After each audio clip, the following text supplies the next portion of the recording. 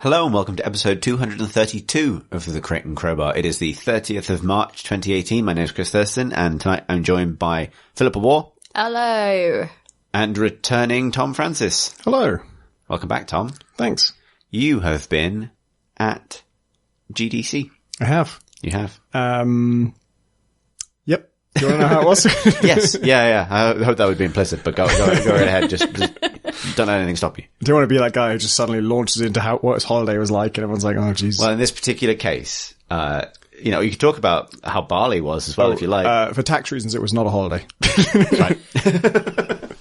How was your work trip? Hang on, let's talk about Bali. I want to talk about Bali. How was that? Okay, that was also a work trip, just for the record. But it was a game jam. Yeah, organised by Free Lives, who are the guys who do Broforce. And they also did this last year where they just go to an island for a month and jam on games, make short prototypes and just jamming on those games. Yeah, so last year it was Mauritius, this year it was Bali, and it was awesome. I went swimming with manta rays and turtles. For work. And got extremely sunburnt. Yeah, that was research. It was inspiration for the Wizards game. Maybe a wizard would be a manta ray. Manta rays are enormous though. Like, that's amazing. Look, it really was on weekends. So it was a work trip in which the work days were spent actually prototyping things and, I feel like we've started on a very defensive. Yeah, I'm not on trial. Don't have to justify yourself to you. So, without wishing this to be another cause for you becoming defensive and feeling like this is an interrogation, what does the island add to the experience? Like, is the island stuff a purposeful thing that they are doing with the jam? Or it's a refreshing change of scene that inspires you to. It's a holiday. A work tax holiday. Yeah. And after that, GDC, which is definitely also a work trip. Yep. I didn't see any talks or play any games, but it was nevertheless a work trip. I gave a talk. I saw that one. Is that available online? In a sense. No. Okay. But it might be in a few weeks. They tend to upload them afterwards and then they stay in the GDC vault. Some come out for various reasons. I think I need to tell them that I would like mine to be public because you can just ask for that. Right. Yeah. Otherwise, it's if you went to GDC, you can actually just put in your credentials and watch stuff from the vault. I'm going to be doing that because I missed everything. The problem is that each time I go to GDC, I make between 5 and 10 friends, and I've been going for 6 years now. And I had about 20 friends when I started, so now I've got like 100 friends, and seeing them all just is very difficult to fit in. Yeah. I think that's probably true. Like, extrapolate that across the entire games industry, and that kind of explains what GDC is. Yeah. Someone described it as social crunch. It's a good way of putting it. Oh wow. And also checking in on the sea lions. Yeah. I didn't do that, but I'd just seen manta rays, so. Oh my god! It'd be like a step down from that. You're so blasé now about sea life. Can't be seen associated with sea lions at this point. Well, what game did you cover? Were you working on Wizards? Yes. Cool. Yep. And I figured out some stuff about like how grid should work in that, and I managed to get like a couple of interactions feeling good. John did some great animations. Well, just like keyframe poses that are good enough to have a man punch another man in the face, and that's when the magic starts to happen, I feel. That's the real wizard magic. Yeah, in a sense. I'm worried about what happened. Wasn't the magic in our fists all along? Yeah, well, I'm worried about what happened on your swimming with manta rays, given that you said that was research.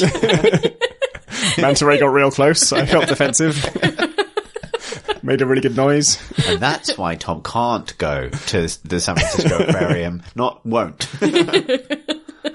Sir, you have to leave. Exactly. You can't fight all of them.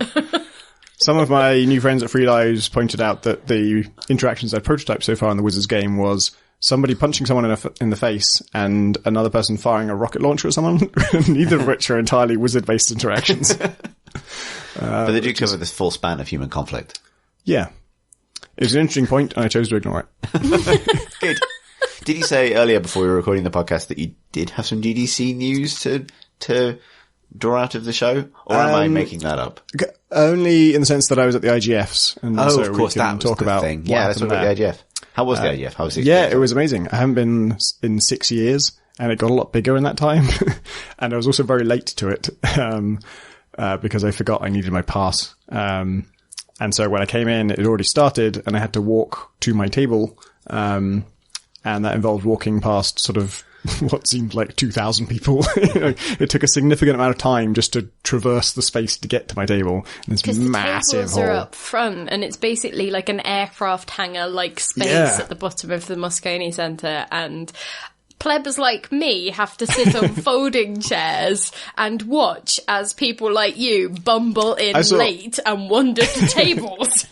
I saw your colleague Evan Larty at one of the VIP tables, actually. So some PC Gamer people get to I wasn't there. I didn't get to go because we have people in San Francisco, which is apparently more expedient than sending me. I was at those tables because Heat Signature was a finalist, and that was fun. We're a finalist with Grand Prize, which I knew we could not possibly win, because also nominated for the Grand Prize were Into the Breach, Night in the Woods, Getting Over It with Bennett Foddy, Barbara Is You, and West Loathing. Right, yeah. Which is a pretty tough crowd. But I thought, like, we definitely wouldn't win because either Barbara Is You or Into the Breach would win, and that did not happen. No, in fact... It was Nitwa. Nitwa won it. Nitwa won it. Yeah, Night in the Woods won. Night in the Woods did really well. Yeah, it was a surprising set of results, because then earlier in the visual art category, I thought for sure Night in the Woods or Cuphead, for fuck's sake, would win. Yeah, is that the subtitle? In the visual art category, yes, it's called Cuphead, for fuck's sake. Neither of those won. Chuchel won, which is the new game from the Amanita guys. It's so cute. Yeah, about a fuzzy black soot blob on a white background. It's basically a dust bunny who wants a cherry really badly. Couldn't imagine why you'd like that bit. And then the Nuovo category was also surprising because it went to Getting Over It with Bennett Foddy, which is a game that is based on another game. It's based on a game called Sexy Hiking. About taking another game and explaining why it's good. Like, it is an act. That's what's kind of interesting about it. I suppose maybe you could argue that it's innovative in that it's a game as an active criticism of a whole idea and games themselves in some ways. So that is new. But I do really like that. I think that's a good... In some sense, if I just released someone else's game as my own, wouldn't that be the newest thing of all? Should I no, because that happens on the App Store all the time. Buy Tom Francis's Flappy Bird. Yeah. One of the many Flappy Bird clones. It seems like a promising route. Nice. Tweet signature. That's better. Shit. That's right. Yeah, should we go through the other results, see if there's any discussion? Excellence in audio went to Ernog Unlimited, which I'm not familiar with. Yeah, that is by Niflas. Yeah. Who I think, did Niflas make a game called Niflas? If not, what was his game called? Because I can't remember. But that he's the creator of, one of the seminal indie classics. And Ernog I did not hear much about at all when it came out. And so it's kind of cool to see it getting some recognition, although I haven't played it, so I can't actually say whether it is deserved, but I assume so. Both Excellence in Design and Best Student Game went to Baba Is You. That game looks amazing. I have not yet played it, but the concept is that some of the rules of the game are written into the level, and it's a block pushing game, and so you can push those words around so that they no longer say what they used to say. So one of the rules is Baba Is You, which means you control the thing that is called Baba, and if you push the word rock in front of that, it just says rock is you, and now you control the rock. Yeah, it's nuts. It sounds great. And there's words like lava is hot and Baba is melt, and those two rules combined mean if you touch lava, you'll melt and die. But you could change either one of those. Either you could make lava is not hot, or you could change it so Baba no longer melts. You could even make lava is melt. I don't know what happens if you do that. This is the lava just melt, presumably. It would melt if it got hot. So if the hot rule is also in place, I think, yes, it would melt itself. So yeah. Melt means hot. Melt means when you get hot, you die. Right. Oh, that's so cool. That's nuts. And you could do stuff like wall is you, and now every wall on the level moves when you move through the cursor keys. Oh, right, so you could move yourself through a maze just by moving the maze. Yeah. Man. Clever. The audience award went to Celeste, which I can see that. I can see someone like Celeste doing well. Was that voted? Yeah, I guess so. Yeah. You can tell I did not motivate my community to vote for that, so I did not know that was a thing. Or it sounds familiar now that you mention it. There is an audience award. For goodness sake. The Gaming for Everyone award went to Special Effect. And obviously, that's the company that makes sort of accessibility devices to help people play games that have motive difficulties and so on. And I think also all forms of disability. So that's deserving. And yeah, the video for that was really touching. Yeah, I remember speaking to them like 5, 6, 7 years ago now at a Eurogamer event and being very kind of taken aback with what they were doing. So yeah, it's really cool. Good for them. And then finally, the last one we haven't discussed is the Alt Control DDC award, which went to Puppet Pandemonium. Yeah, I don't quite know what that is. I saw it. I couldn't tell how it worked. There was definitely a physical puppet theatre there and some people playing a game. I'm not sure how the two connected to each other. That's the thing I missed the most was Alt Control GDC. Yeah. Like, because the talks and stuff I could, get from the vault or whatever, Yeah. but the actual sort of the act of playing things in an unusual way with people who are equally delighted by them is just so cool and so much fun. Did you once play a game where you're in a coffin? Yes, but that was at Resd. What was that? Tapophobia? How did that? Tapophobia. Okay. So basically you would be the person in the coffin and you would have like a VR device on, and there would be somebody outside the thing moving around on the PC sort of end of things, trying to find you, and so you could sort of like get cues, and I think it was like audio and stuff. You could like tell when someone was close or whatever. You've basically been buried alive, and you were trying to get them to you. That was also in Alt Control GDC this year. Oh, cool. Yeah, I saw that it involved a coffin, and I thought, I don't think there are two games that involve physically getting in a coffin, right? So it's got to be that one. But I didn't know about like the police angle. It's like a police officer trying to find someone who's been buried alive. Oh, is it? I can remember. I think maybe they've developed it since. When I played it, I think it was just like a person, like a friend, maybe trying to find you who had been buried alive. But I might also have missed. And they're moving around. It seemed like they're moving around on a sort of Google Maps type interface. Oh, okay. That's maybe it is a different game. Maybe there really are two games about one person's in a coffin and the other person's trying to find them. Although one thing that I remembered was that I think I had a very different experience because of being so small. And the coffin, because it was at a public games event, it had to be able to take people who were far bigger than me, right? Just because it had to sort of be able to fit a range of people inside. And so I found it quite roomy. It was quite comfy. I had a nice time. Did you go to sleep? No, because I think I was trying to guide David Hayward to where I was at the time. So that I'm in the coffin. Been rude. But it was really comfy. And it was Don't you remember? Because they put the lid on and it like instantly blocks out the noise of Resd. Yeah. And so I found that really soothing. I was just like, leave me here. Don't tell anyone. Robin Baumgarten had a game in Alt Control GDC called Wobble Garden. Oh, yeah. He did Line Wobbler, which is a game that takes place on a one-dimensional LED strip, and you control it with what looks like a doorstop. Yeah, it is. I think he said that he was inspired by a video of a cat playing with a doorstop. Yeah, like one of those twangy ones. Twangy, springy things, and you twang it and spring it to make your person go forwards or attack. It's really good as well. And the thing is actually like, extremely sensitive, and the LED strip is extremely high frame rate. It sounds dumb, but it's like 200 FPS or something, so it's like ridiculously smooth. Now he's done Wobble Garden, which is like a field of those springy doorstops. Okay.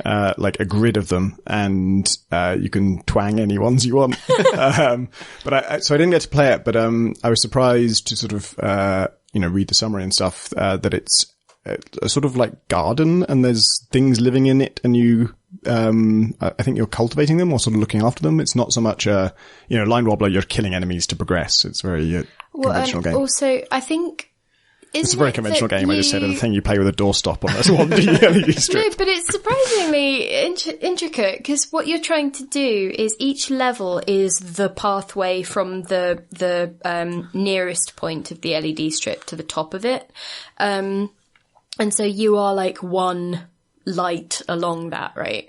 And I think you are trying to get past enemies or navigate like things that are coming at you. And I can't remember, either you had to stop moving when they were nearby, like as in if you were moving they would get you, or I think you had to like violently twang it to get rid of them, maybe. If you flick the doorstop, then it vibrates, you destroy things that are near you.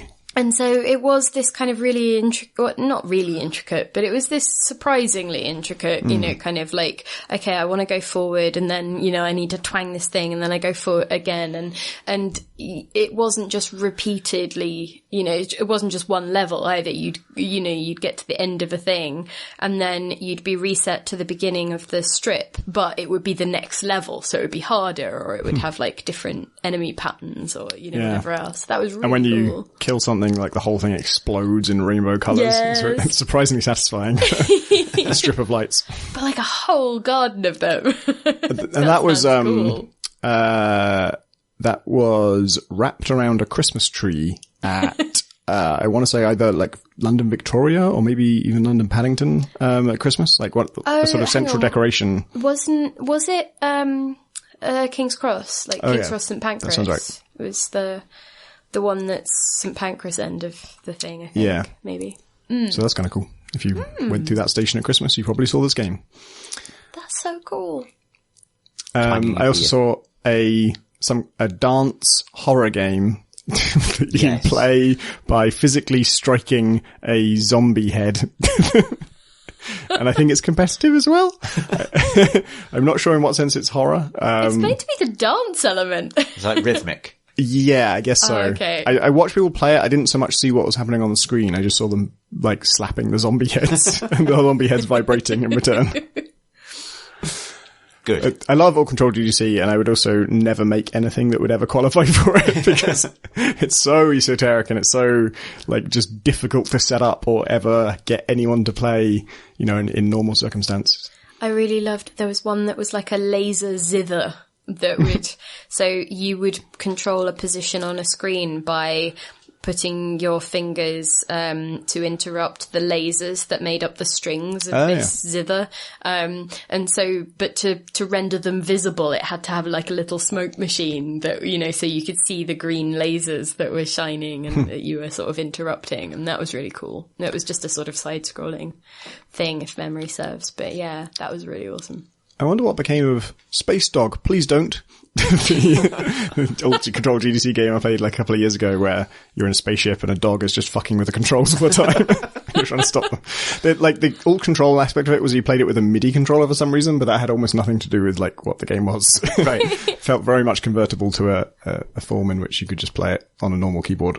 And it's an amazing idea for a game. Yeah. Like it's sort of almost reverse Alien Isolation where you're chasing this creature. There was a really good one, I think it was last year, maybe the year before, that I really liked because it was essentially a piece of facial recognition software, I think. And so one of you would be inside this, basically a cardboard box booth thing with a thing that was constantly like scanning your face. But then the screen would tell you, the screen that you could see from inside there would say which emotion you were trying to express. And so somebody looking in would be trying to guess which emotion you were trying to share with them. But you had to do that without the recognition software picking up on that. So it was about like subverting what the, like what all of this computer tracking can do, but really retain the ability to communicate as a human with another human. That's an incredible way of training an AI. Yeah, I was going to say, can the software learn? Because every time the human gets it right, it's like, so that is happiness. That's correct. See. Continue to fool me, human. Oh no, you've made a fool of me. Who came out I'm of so the embarrassed. box, My robot emotions are so humiliated right now. Please continue. I mean, don't. No, it's terrible. But yeah, that's always my favourite part of it. So. Yeah, that feels like a really interesting idea that could be applied to other things, like, you know, image recognition. If you had to like draw something that Google's deep thought, or what's it called? The deep dream. Deep mind? I think it's deep mind. Yeah. Deep Google can't recognize that it's a dog, but your friend can tell it's a dog. Well, there's an interesting variation on that isn't AI or isn't intelligent software driven, but it's a board game where you sort of each have to. So I think I can't remember what it is. I think it's that everybody except one person knows the thing that they're supposed to be drawing. But you only get to make one line at a time on this piece of paper. And then, like, someone, I guess, has to figure out who doesn't know the thing that they're drawing, like who That's a good idea. hasn't got the clue. So it's about, like, making these marks to sort of make it obvious that you kind of know, but without giving the person who doesn't know enough clues that they can start joining in. That is, it gives me sort of vicarious fear, because that is the nature by which my career has progressed. Yeah, it's imposter syndrome made visible. Definitely, this was what you were expecting. As we all know. As we all know, except that one guy I don't like. It's me in any conversation about Half-Life at the start of my career. It was like, sure. Speaking of games events, it's not a good segue, but it's happening. I thought I would plug at the top of the show our Rezzed show, which is coming up very, very soon, or like in 2 weeks, which doesn't feel very far away at this point. So we will be doing the Crate and Crowbar live once again on Saturday at Rezzed, which I believe is the 14th of April at 4:30. Don't exactly sure where yet. I think it's a different room from last year. But that is the end of the show, so we will go to the pub afterwards. It'll be me, Tom, Francis, and Graham. So that'll be fun, and people should come along to that. You do need a ticket to the Saturday at Rezzed to attend. There's no ticket for our part of that, but you do need to obviously a ticket for the show. It is included. Yes, in we are one of event. many things included, but obviously probably the most important. And then do we do questions live? We will do some questions live once again. Nice. We'll almost certainly talk about what we've seen at the show and what cool things we've encountered. And then, you get to ask us, questions without the comforting filter of email. Without our ability to filter out your question for not being good enough. No, I mean, and that goes both ways. When we're not good enough to answer, that's a profound and honestly the more common manifestation of that. But so that'll be fun. And then, as I say, and probably most importantly, I believe there is knock-on drinks after, so it'd be good to see some people there. Knock-on drinks? Is that kick-ons? That's what I meant. Kick-ons, I meant kick-on. I didn't mean knock-on. I don't know. No, expressions. okay. I think It's a run-on drinks where you just keep on drinking without any full stops. When you say where's kick-ons, it's like where are we going after? Yeah. Huh. I genuinely don't know if that's something that I have picked up from Alice and Pat Ash. I got that from you. So. Yeah. And I don't know whether they made it up to troll someone or whether it's real. Let us know at Rezzed. But so that's the housekeeping news, I suppose, but it's nonetheless some form of news. Pip. Hello, what? Tom, you were about to say. I'm also speaking at Rezzed. Oh, you are? That's a reasonable thing to do. Interview. I can't remember when. It's the day before, I believe. I believe it's the day after. Okay. Didn't you just say it was the end of Rezzed? We are on at the end of the Saturday. Oh, I see. I believe your talk time is at like noon on the Sunday. Yeah, that sounds right. I just got back. I'm not ready for the next thing yet. So if you are making a weekend of Rezzed, then come to both things. And obviously go around the show and see other games and see other people's talks and stuff, but mostly those two things. And enjoy Adam while you have him. Yeah, Adam's going to be interviewing me about heat signature, which is great because it means I don't have to prepare. Will he be at RPS long enough to write it up, or is it just a chat? No, probably not. Although, to be honest, I'm going to have some questions for him. Where are you going? Who are you joining?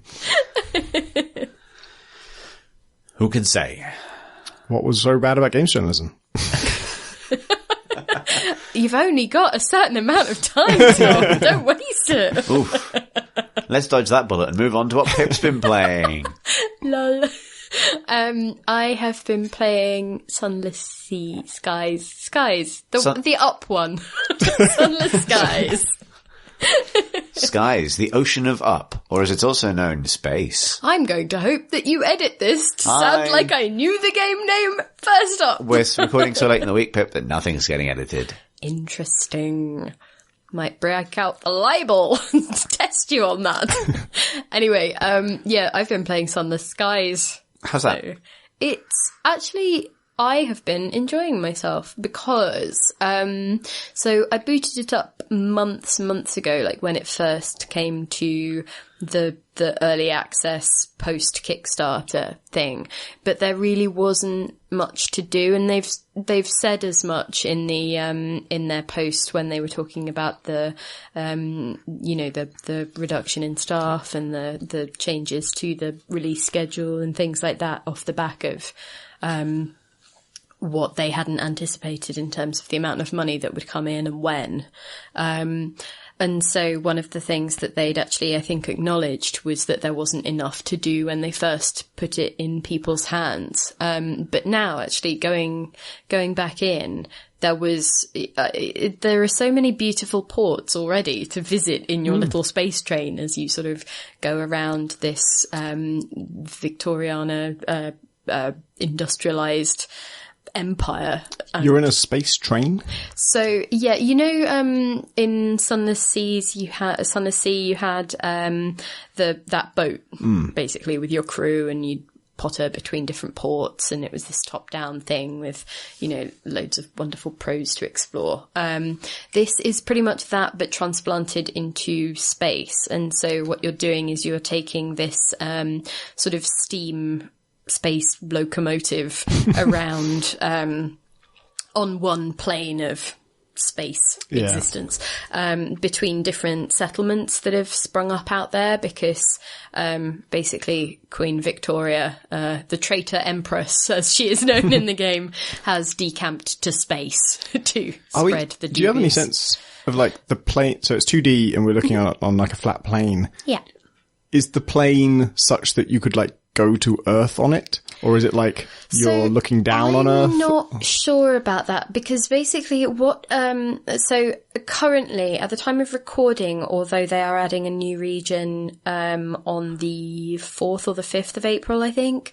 So currently it's only the Reach, I believe. And so what the current setup that I've been experiencing is that it is very much space as divorced from Earth. You can see the darkness, and you can see stars, and you can see like little dust clouds, and also other things below, or sort of outside the plane that you are on. It's just that they are sort of slightly less distinct, or there's like a layer of occluding fog or something, so you can kind of get a better sense of the things that are just sort of there as background to give that sense of depth beyond this one plane that you're allowed to move around on, and also to sort of help with knowing if you're going to collide with the thing that is on your screen at any given point in time.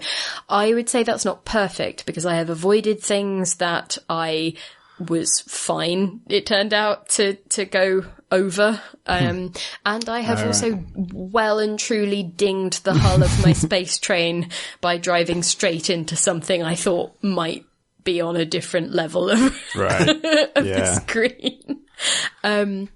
The other thing is that with Sunless Sea, they also introduced this idea of the Untersee, or whatever it was, that extra layer below, so you could actually take your craft down. And it carried some risks, like if the longer you stay down there, the more the risk of encountering something horrific was. But it certainly started to operate on more than just the one plane. So I'm wondering whether something like that will manifest in Sunless Skies, just because that feels like a reasonable use of the three-dimensionality of space. But anyway, what there is at the moment is you've got this the first main port that you encounter is called New Winchester, and it's a similar deal to Sunless Sea. You can go in, you can talk to a bunch of different people, you can start to find out if people need transport to different places. You can find people who want to for you to go out and get information and bring that back. You can start finding resources for trading and for opening up new branches of story and things like that. It's I think at the moment the only sort of condition to be aiming for is wealth, but the previous games had, like, you know, multiple conditions that your captain might have been, you know, trying to work towards. So I would assume that those will be added as the game gets built out. And this is one region, but I know that obviously this next one is coming, and so I'm sort of interested to see how they knit together, because at the moment what you've got is essentially a circular map, and you've got things that are sort of, so New Winchester is in the middle, and then you've got things that are within a smaller sort of concentric circle around that, or rather a slightly larger, and then there's an even larger still, and that outer ring has, you know, the more dangerous things to get to and the things that sort of affect your sanity more, and so on. They don't have defined positions, but I believe that you kind of know whether they're going to be in the inner or outer circle of this thing. So yeah, and they are so beautiful as well. You encounter these things, and I don't think I've had a single one that hasn't had far more of its own personality than Sunless Sea ports had. I was talking about this a little bit on Twitter because I didn't really want to spoil it for anyone, because that moment of delight when you go, oh wow, I didn't realise that would be a thing that they had in space, is really a lovely part of the game. So one of the things that's really near you in this initial area is a place called Port Avon, and that's sort of modelled after a bucolic English village with, you know, a village green and, you know, an interesting cricket, and it's sort of very rich greens and, you know, that kind of... Yeah. Did you say an interest in cricket or an interesting cricket? One big interesting cricket. As far as I know, which might develop into interesting I would be surprised to see an interesting cricket in this game. Yeah. To be fair, like, the purest kind of Fallen London character name is like an interesting cricket. Well, that's the thing. They really do go in for that in this. You know, it feels like they've properly like doubled down on it, in even more so than they usually do. Like, I think it was like, I can't remember the thing, but, you know, like they've got things like, you know, like the romantic phlebotomist, or, you know, whatever. Yep. That's not a specific example, but it's, you know, it's that kind of thing. And for that port, I think I'm currently trying to get pieces of this exotic bronzewood stuff so they can make it into cricket bats.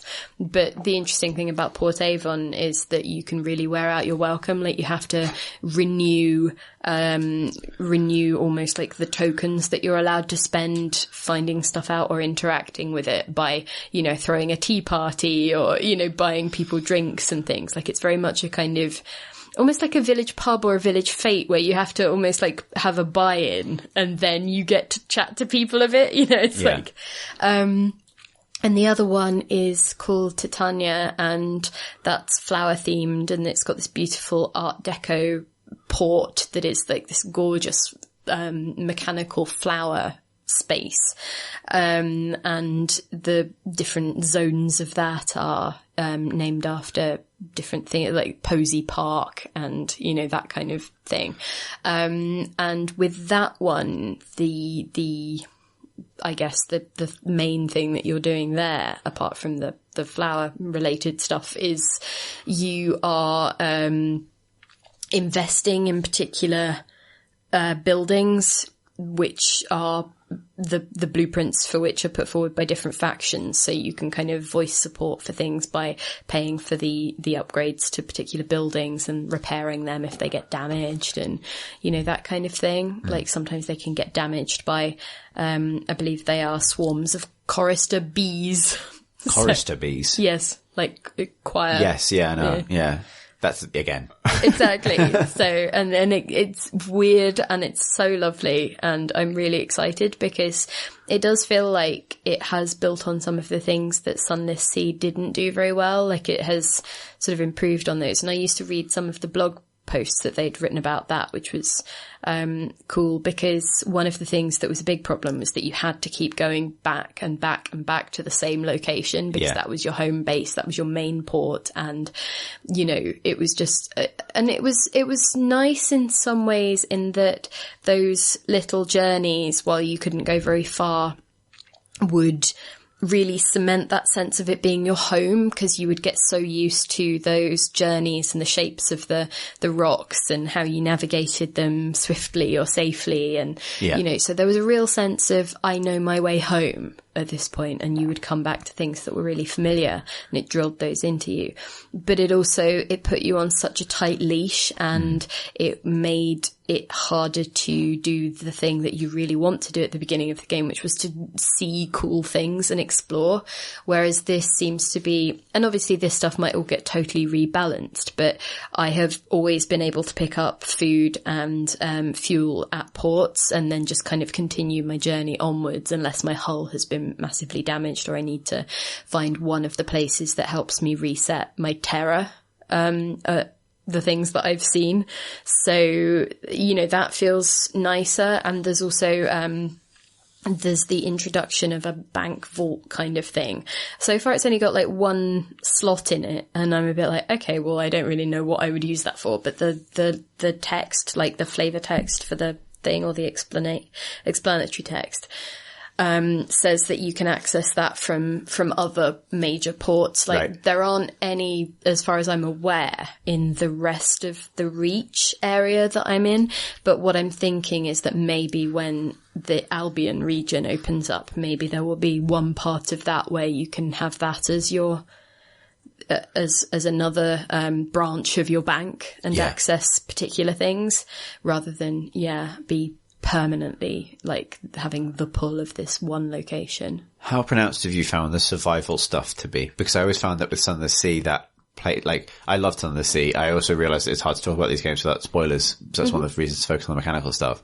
But for me, Sunless Sea definitely had a problem where it had all that sort of magic, and it's nice to feel the threat of the pressure of survival, but at the same time, dying and then redoing the stories really robs them of their like luster. It has tempered that a lot, but I don't quite know how to answer that exactly, because it's so much a work in progress. So this could just be a case of it's easier to test if people aren't, you know, dying a lot. Permanently upset or dying or don't want to play anymore because they've been killed so many times. Currently, I'm actually quite happy with where it's at, because I haven't had to reset, you know, like I haven't had to deal with the crap side of roguelikes, which is the roguelike bit of it that I don't like, or rather roguelite, because you would bequeath things to your next captain, I guess. But, so they've definitely toned that down, and I have felt at risk in terms of, especially with my terror, actually, that's the thing, because this desire to explore has meant that I spent quite a long time out, you know, skipping between different places that I found. But there are things that really sort of drain your or rather, contribute to your terror meter as you do that in the outer circle. And so that's the thing that's the only time that I felt really at risk of dying, was when I suddenly realized that I was on like 89% on that meter. And then I was like, I am quite far from home, and I don't think any of the ports that are on the way have any function that would let me get that terror back down. Like, there's nothing less terrifying here. Basically, no less scared. I could have gone further into that scary bit, but I think it would have been a real risk in terms of the fuel that I currently had, because your inventory is still quite small at this point. Plus it would have meant going basically back into the terror zone to try and drink guarantee my way out of this. So I decided to try and get back to New Winchester, and that turned out fine, but I was on like 96% terror by the end of it, and it was like, okay. Does that have any effect, like, before it hits 100%? So I genuinely don't know. It might have just been that it would kick you up to a different level or just permanently affect you or something, or it might have killed me. I don't know. I mean, like, before you cap it out, do you start to hallucinate or anything? Not that I know of, so I don't know whether this was just me having that fear because I knew what it would have done in their previous work. You're afraid of fear itself. Well, basically.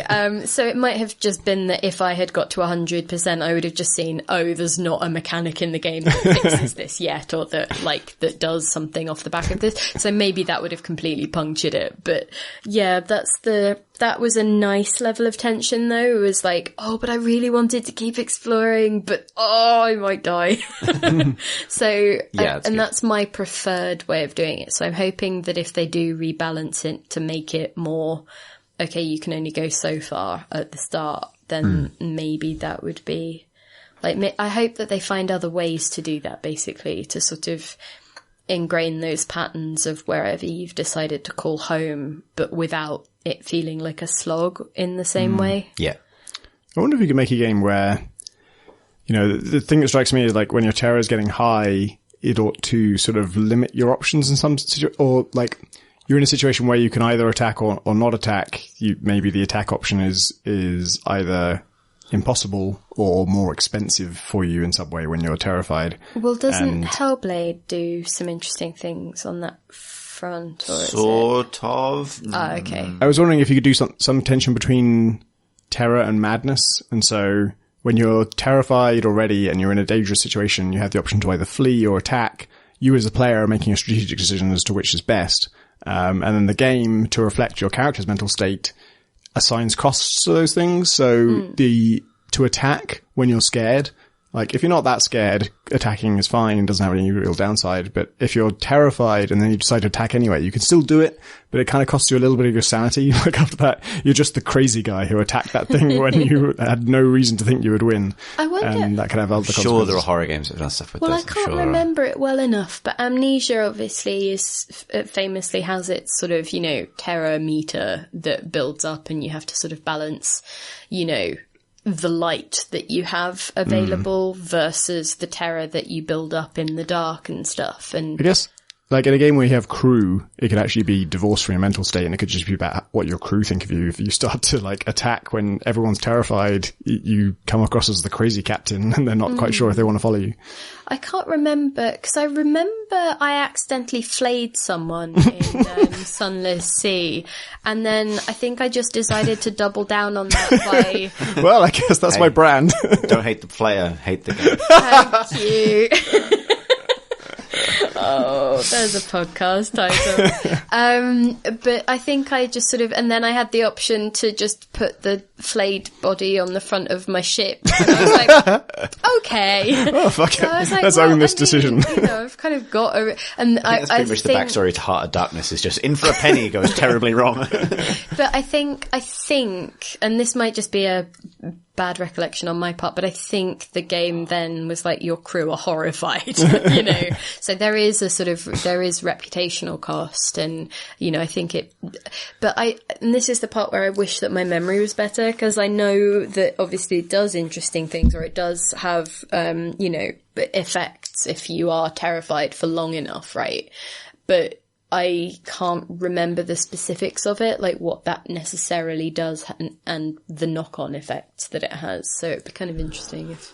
In a way, like, things like, you know, having your crew's feelings towards you be based on what you do. Like, if you choose to attack the big monster even though everyone's terrified, how they feel about you should be based entirely on what happens next. Yeah. Because if you succeed, that should be like the biggest hero. We should trust this guy forever. Hero boost ever. And if you fail, that's when you get into this person can't be trusted, you know, kind of. You're a liability, mate. Yeah, exactly.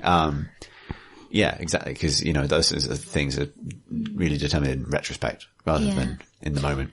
Although I will say that as I was, so I wanted to find out like what the new update would add, because I wanted to know whether I could, you know, what whether to wait for next week before I had an opinion that I was willing to write down for the magazine, right?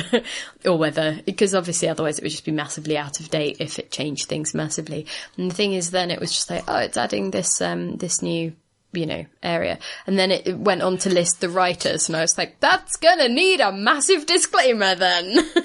Because it's people like Rich Cobbett, who obviously write for PC Gamer from time to time, and Cass Core, same, and Meg Jayanth, who I know. So it's like, okay. I got to know her recently.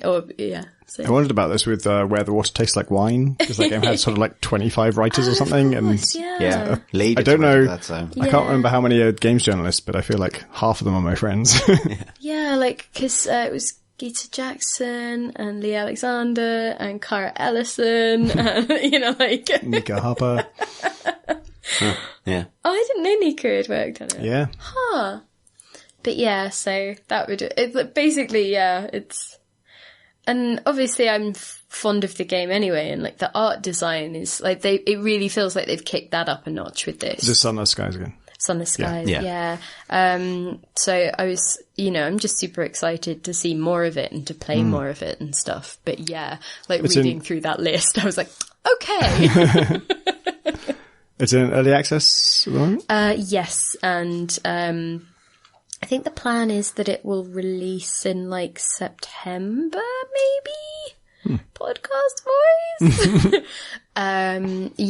Although that might be the old date. I can't remember what the updated information for it was, because like I say, they had to kind of rescope what they could do and the stuff that they had available and things like that.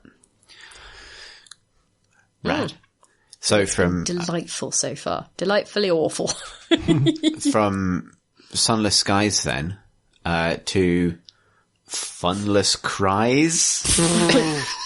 Wow. You're assuming I'm not going to like. I don't know. I'm not going to lead your judgment. It's just nothing else rhymes. Not that it has to rhyme, but even playing Far Cry 5. Let's just ignore that and pretend that never happened. Gunless? No, that doesn't work at all in that game. If it was Far Cry Primal, absolutely. Yeah. Perfect.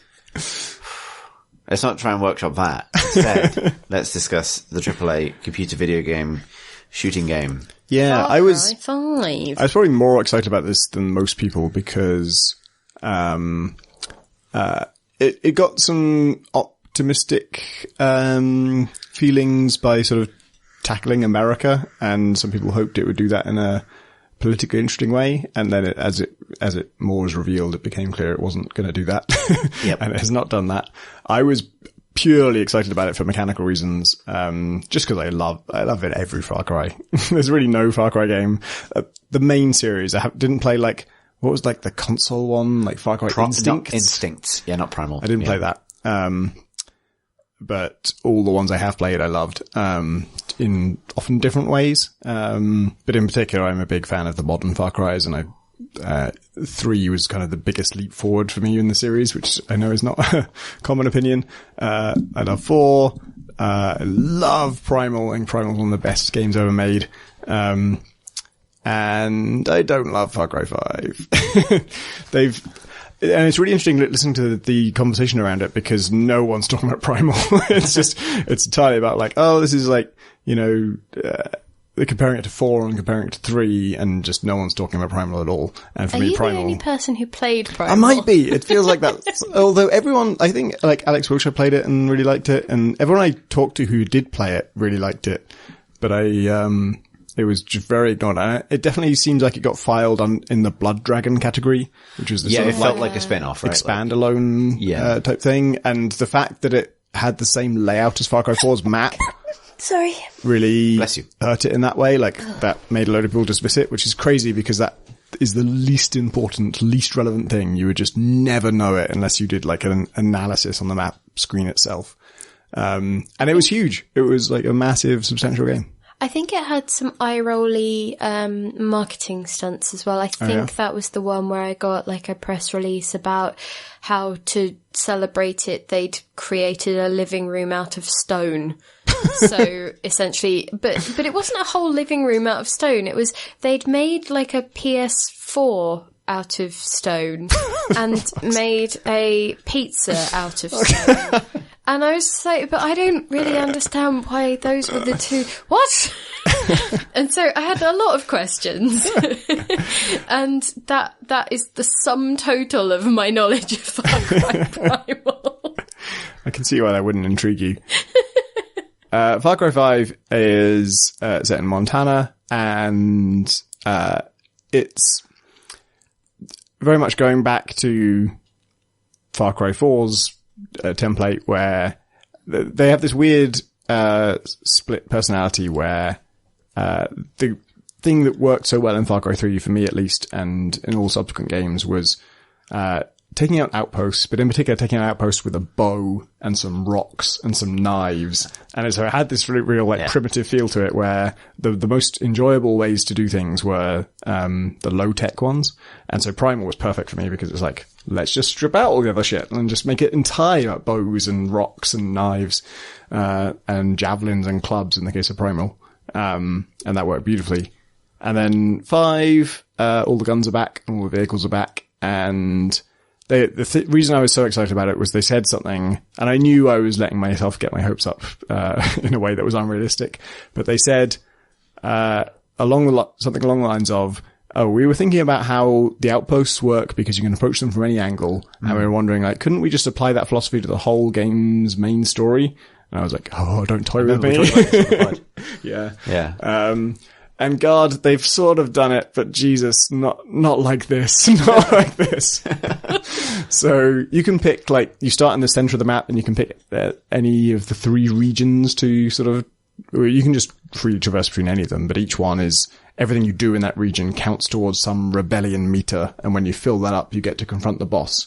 And so that's kind of sort of what I had in mind. That's Just Cause, right? Exactly. It's all the things you do contribute to your overall progress, and so you don't have to do the missions. You can do just rescuing hostages and intercepting convoys and that kind of stuff, and it all technically contributes to this meter. Although every time you do anything like that, you save 2 people's lives and kill some bandits and intercept a convoy, the bar goes up to an extent that you cannot see with the naked eye. Like, I'm looking right at it. I don't think that's changed at all. And then the missions are like 900 points on that bar, which is huge. So it doesn't it feels like they just really want you to do the missions. And then doing outposts could contribute to that, which is great, because that's all I want to do. But then there are just way fewer outposts, as far as I can tell. There are 3 regions, and I've done one of them now, and there were 7 outposts in it. So by my maths, that makes about 21 outposts in the whole game. I don't know the number in Primal, but I feel like it was like 60. It was a lot. That was all I did in the game. I just did it all the time. I had an amazing time, and the game lasted me like 30 hours or something of just exactly what I wanted from Far Cry. I spend all my time just trying to find the outposts. Just where are they? I'm exploring the land. I'm looking for, like, there is smoke that comes out of them, which has been a Far Cry, sort of signaling device, since I think 3. Outposts have black smoke coming out of them, and that's how you know where they are. Unfortunately, in Far Cry 5, there are other things that have black smoke coming out of them, and the outposts are so few and far between that you can't just sort of look around and just see. Like, sometimes you can, but after you've done like 3 or 4 of them, looking around, there's no smoke anywhere. So what I've been doing is I look for the nearest airstrip, and I find a plane, and then I fly over the country and look for black smoke, and then when I see it, I just throw myself out of the plane. It's like, okay, this is the next thing I'm doing. You're saying there was no smoke without Flayer? I was... unfortunately, there is sometimes smoke without outpost, and there is sometimes outpost without smoke. Both those things are true, and that's very annoying. That seems dumb. Yep. I agree. And then the way they compromise, they obviously still want plot things to happen at certain points in your progress. And so instead of forcing you to do a linear series of missions, I like that they don't force you to do that. They instead, every now and then, send a capture squad after you, and you get a notification saying, capture squad incoming! And you get a series of barks that are trying to explain the mechanics of the situation to you. Oh, good. In a very transparent way, where the enemies yell, hit him with a bliss bullet! Don't shoot him with normal bullets! Use a bliss bullet! Well, you have to infer by how they talk about it, and, like, John wants him alive. John wants him alive. We get him alive. Hit him with a bliss bullet. We only need to hit him once with a bliss bullet. Use the bliss bullet. That'll knock him out. Only one will knock him out. Then we'll take him to John. John wants him alive. We're going to shoot him with a bliss bullet. They say this while they're hunting you, and if you're out in the open, they obviously just they hit you immediately and it's all over. As they say, it only takes one hit. So you hide, and that means you hear those barks a lot. And then it turns out, I've learnt through bitter experience, they never stop sending cars. I took 7 cars of people out, with their mounted guns and their heavy armored dudes, without taking a single hit by holding up and doing it strategically. And the first time I did that, the building I was in caught fire, which is not surprising to me, but I thought survivable, except that as soon as the fire touched me, that counted as a bliss bullet and I passed out. And so the whole thing is just, we need you to pass out so that then you wake up and the boss is in your face and you get to see the model up close and he talks to you in your face and then tortures you and does terrible things to you. And that happens in the intro as well. The arch boss of the whole thing is just right next to you and has you at his mercy and decides not to kill you or something. As soon as I could, I started skipping these cutscenes because I hated them. And then this thing of it's all open world, except we're going to send infinite guys after you just forever. And anytime you take any damage of any kind, even if it's unrelated to people shooting at you, that counts as you being knocked out by a tranq round. Imagine how terrified you'd be if you're in Disneyland having a nice time with your family, and then a voice over the tannoy came over and said, "Congratulations, Tom Francis. You are being hunted by the story team for a special story experience. This kind of is my worst nightmare. Don't try and run. They're coming for you. Don't try and run." But back when you just had to do the story mission next in order to unlock some cool stuff, that was a form of forcing me to do it. But on some level, it was kind of at my own pace. And this is you're out in the open world technically. Technically, you can go anywhere and do anything. We're just going to send you infinite guys. They'll never stop. If you take any damage for any reason, that's a story read. That's amazing how bad an idea that is. Yep. Especially because, obviously I know that you see Far Cry 3 that series is kind of a big moment for that series. I agree. But, a lot of people miss the things that were so ambitious about Far Cry 2. And Far Cry 2 had loads of problems, but it was very good at creating cinematic feeling moments. I mean, this is such a video game podcast cliche at this point, but it was so good at creating moments where, your kind of randomly assigned best mate is kind of lying in the dirt and you're trying to rescue them. And the animations were good enough to make those moments feel like cinematic moments without being cinematics. Was Far Cry 2 the malaria one? Yeah. Okay, and Far Cry 3 was the rhino one. Far Cry 3 was the gap year gone terribly awry. Where was it set? 'Cause the island. second one was I think it was set in Indonesia, actually. Yeah. Okay.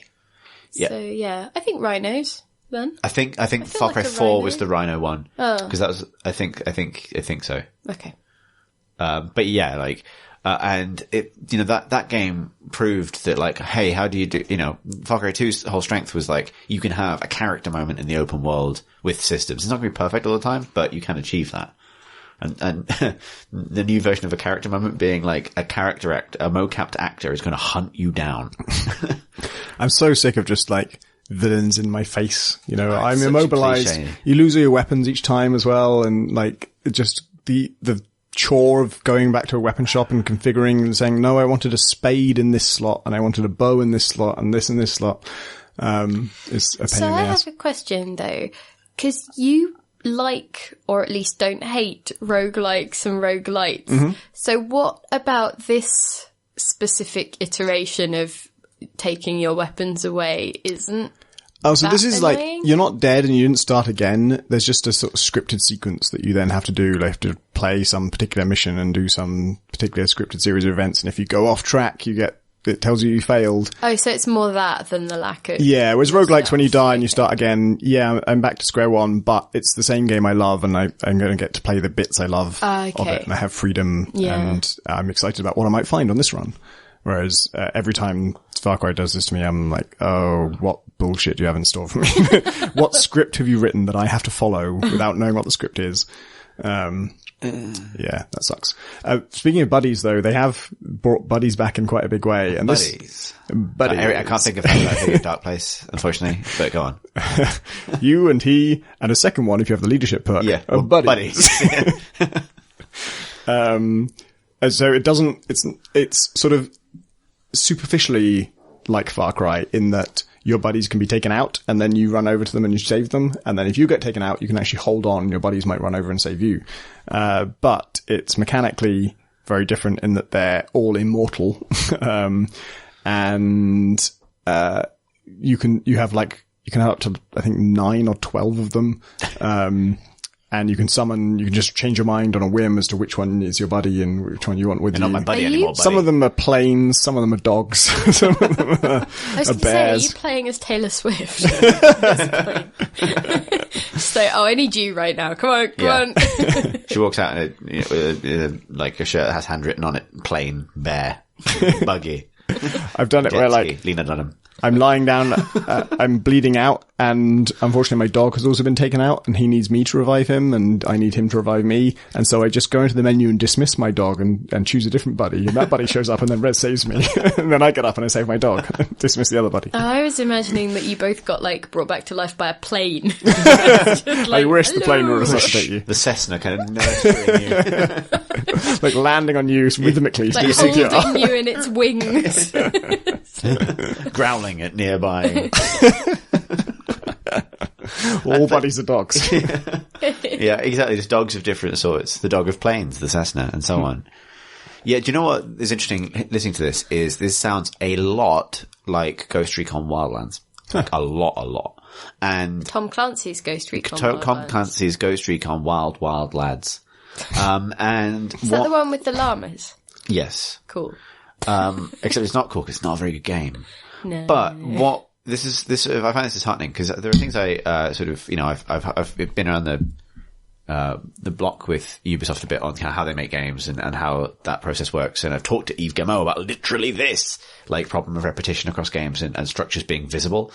And when I spoke to him about literally this, the thing he said was that if you can see the point where the big studio system has shared resources or shared ideas, then they've failed. Which feels like, I appreciate his candor on that, but this feels like an instance where they failed, because Ghost Recon Wildlands has the same just cause derived structure where you sort of heat up an area of the map in order to unlock the next stage of it. It's a lot bigger, but it's also designed for multiplayer, so it's not quite the same thing. It also has a system where you have 4 buddies with you the entire time, who are basically invulnerable magic people that teleport into the sniper positions you want them to be in and can help you out if you're in trouble.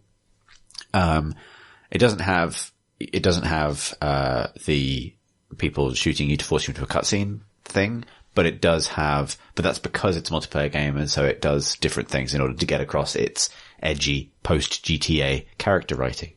And it's just really frustrating to see, because obviously those games would have been contemporaries in development, at least for some part of it. And it feels like their process is such that they can't because Ghost Recon Wildlands wasn't spectacularly well received, but clearly maybe there wasn't time to steer Far Cry 5 away from systems that don't work as well. But they have made a conscious effort to get away from the radio towers map icons system, right. Which actually, I never had a problem with, and so I'm kind of annoyed about this, because one of the advantages of that system was I knew where the next outpost was. I could always find the outposts, and now I can't. Now I just, when I had 6 of the 7 outposts in this region that I just did in Far Cry 5, I just had to go on Google and just search for where the last one is. I'm never going to find it otherwise. Whereas back when they put a shitload of icons on my map, some people felt daunted by that, but I felt like, oh, I want to do outposts. I can see where the outposts are. I'm going to do those. And it was just an efficient way of finding the things that you wanted to do. Yeah. It was very mechanical and very gamey, but I guess that doesn't bother me. I'm in it for the game. Yeah. Well, I think if there's I almost said the C word. If there's stuff in the video game that you do like to do, then having it itemized like that does not necessarily ruin it. It's not, it's the C word? Content. Okay. The other C word. Yeah, I was like, okay. It's not the... this escalated. It's not because, Zelda Breath of the Wild nails this completely in a sort of basically all of its fun kind of way, without needing a map. But short of that, I think I'd probably rather have the game to tell me where the particular thing I want to get out of it is, because that seems to be the Ubisoft model, right? For these open worlds, there's probably going to be at least one activity you enjoy.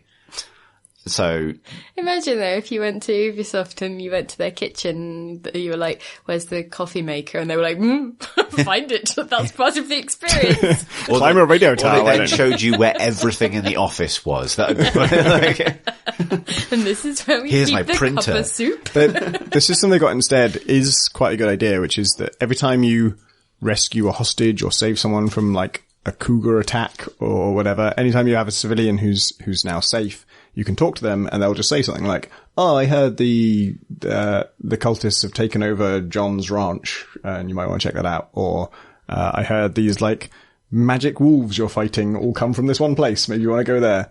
And that gets marked on your map. So you get map icons, but sort of bit by bit and from local knowledge, which is a nice idea. It's kind of, that's a very Bethesda way of doing it. Yeah. And I wonder, I'm really curious about the system actually, because you're finding different people with different like looks and, different genders. And so I wonder, did they have to record every possible piece of information they can give you in every voice? Probably, or yeah. Is it like, maybe it's like if you're near the dog place where they make the magic dogs, they always spawn this type of NPC because they know that the dog line is recorded by that voice actor. Yes. But to be honest, like, you know, seeing the way Bethesda do it, where like they have like 7 lines for people to say, and then they have like 19 voice actors and have all 19 record the same lines for some reason. Like they act as if writing is super expensive and voice acting is super cheap. Yeah. Yeah. Interesting. We should pause also to note speaking of writing, the amazingly bad item descriptions in Flayer. Oh god, yeah. This is basically my only experience of the game so far because I haven't played it, and based on people's initial reactions I probably won't. But I did see these, in chat, and like, I'm struck by how bad they are. So each of the It was basically one of those, your dad's been writing, object No, it's not descriptions even that. It's like your dad's on Facebook again. Yeah. Like, it feels like such a shit. Like, basically every single one of the item descriptions should be in like quite low res impact font on a picture inexplicably of a minion from Despicable Me. Like, they're all of that tier of like observational, kind of slightly edgy, a little bit political sort of thing. What was the one about, like, if this thing burns through ammo faster than a fake news story gets shared? Yeah, it's like, on the internet. There was one of them which is like, them?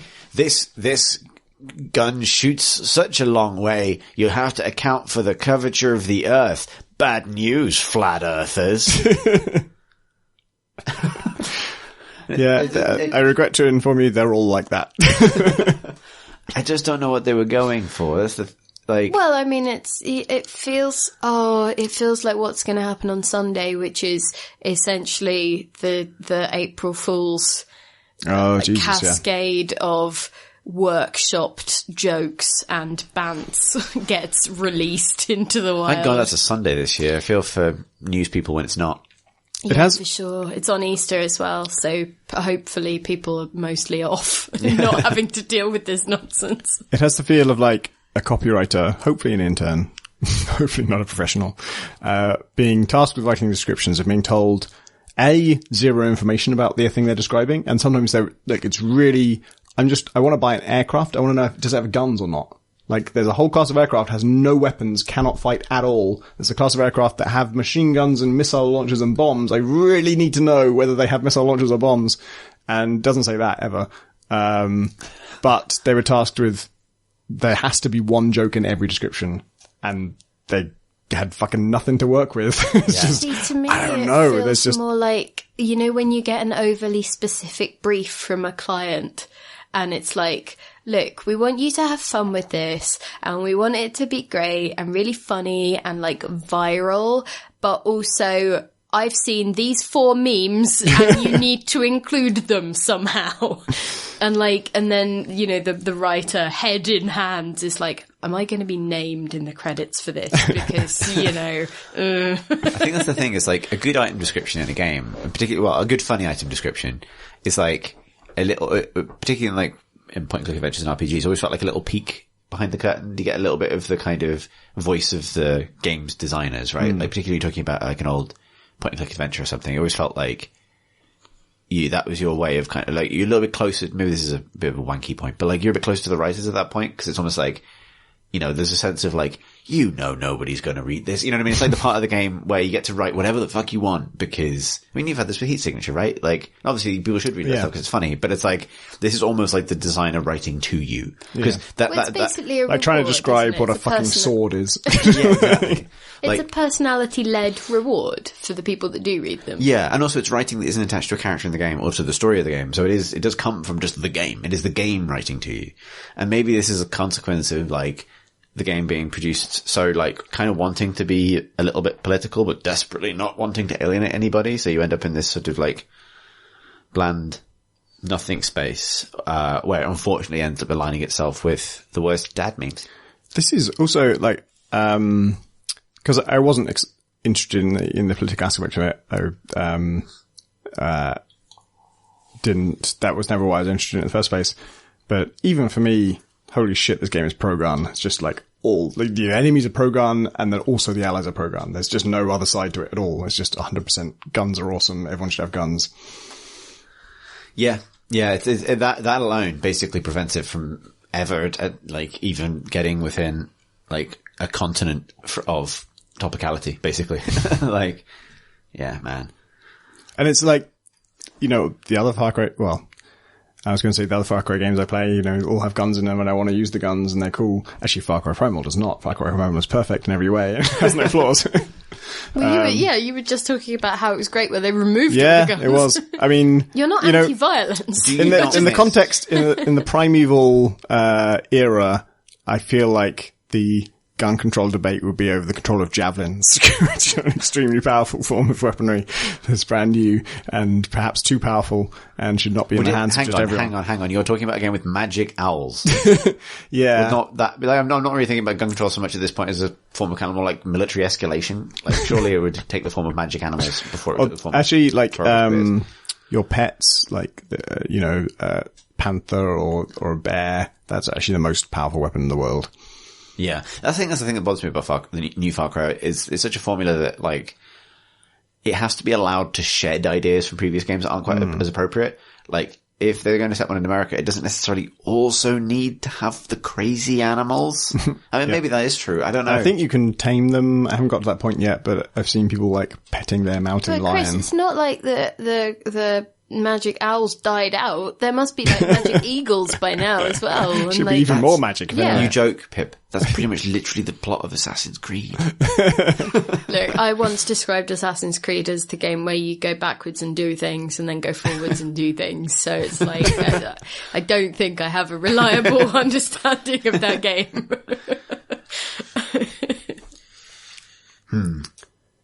Do you think you'll spend much more time with it? Are you just addicted to outposts, Tom?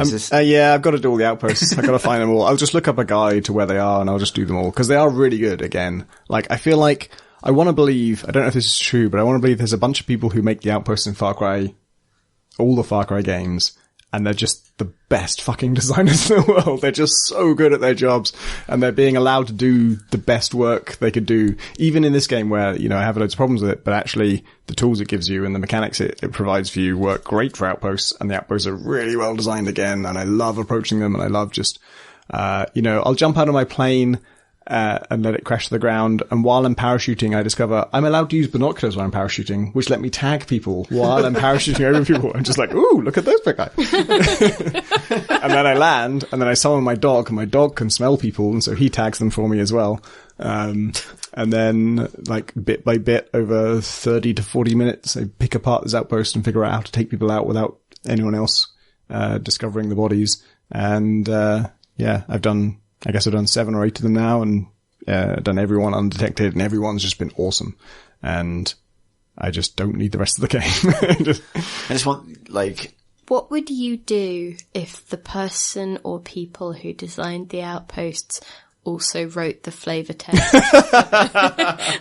How would you Honestly, reconcile that almost wouldn't surprise me, because it's kind of like, you know, when like a programmer does art, it's called programmer art, and we all know programmer art is shit. Like, no one expects programmer art to be good. This is like designer writing. Oh, you got the designers to write the copy. Ooh, we should have got a writer to do that. Yeah, that would actually make it a lot better because it would mean that, like, oh, okay, fine. Like, they were good at this. Yeah. It doesn't matter that they weren't good at it. Well, it does matter, but it's not, it's not as like, oh, no, this was someone's job. Like, yeah. To be honest, I mean, it's been depressing to see how bad the writing is. It's been even more depressing to see how much Reddit is lapping it up. Like, there have been 4 or 5 hugely popular posts about, like, just screenshots of that text, just saying, oh, look at the flat earth joke. Like, the title for that was like, Far Cry 5 has no chill. Like, oh my god, they're going for the juggler saying the earth is not flat. Yeah, yeah, exactly. Amazing. So, there's a bunch of people out there who like this. Sorry, yeah, a glimpse into, I don't know. Into darkness. You were saying, Tom? There's another game I played and I wanted to go for it. Shout out. I also played a bit of All Walls Must Fall. Huh, yeah. Which is a game I'd see. It was on my radar because all the GIFs of it that they posted in development looked awesome, and it finally came out. It's about,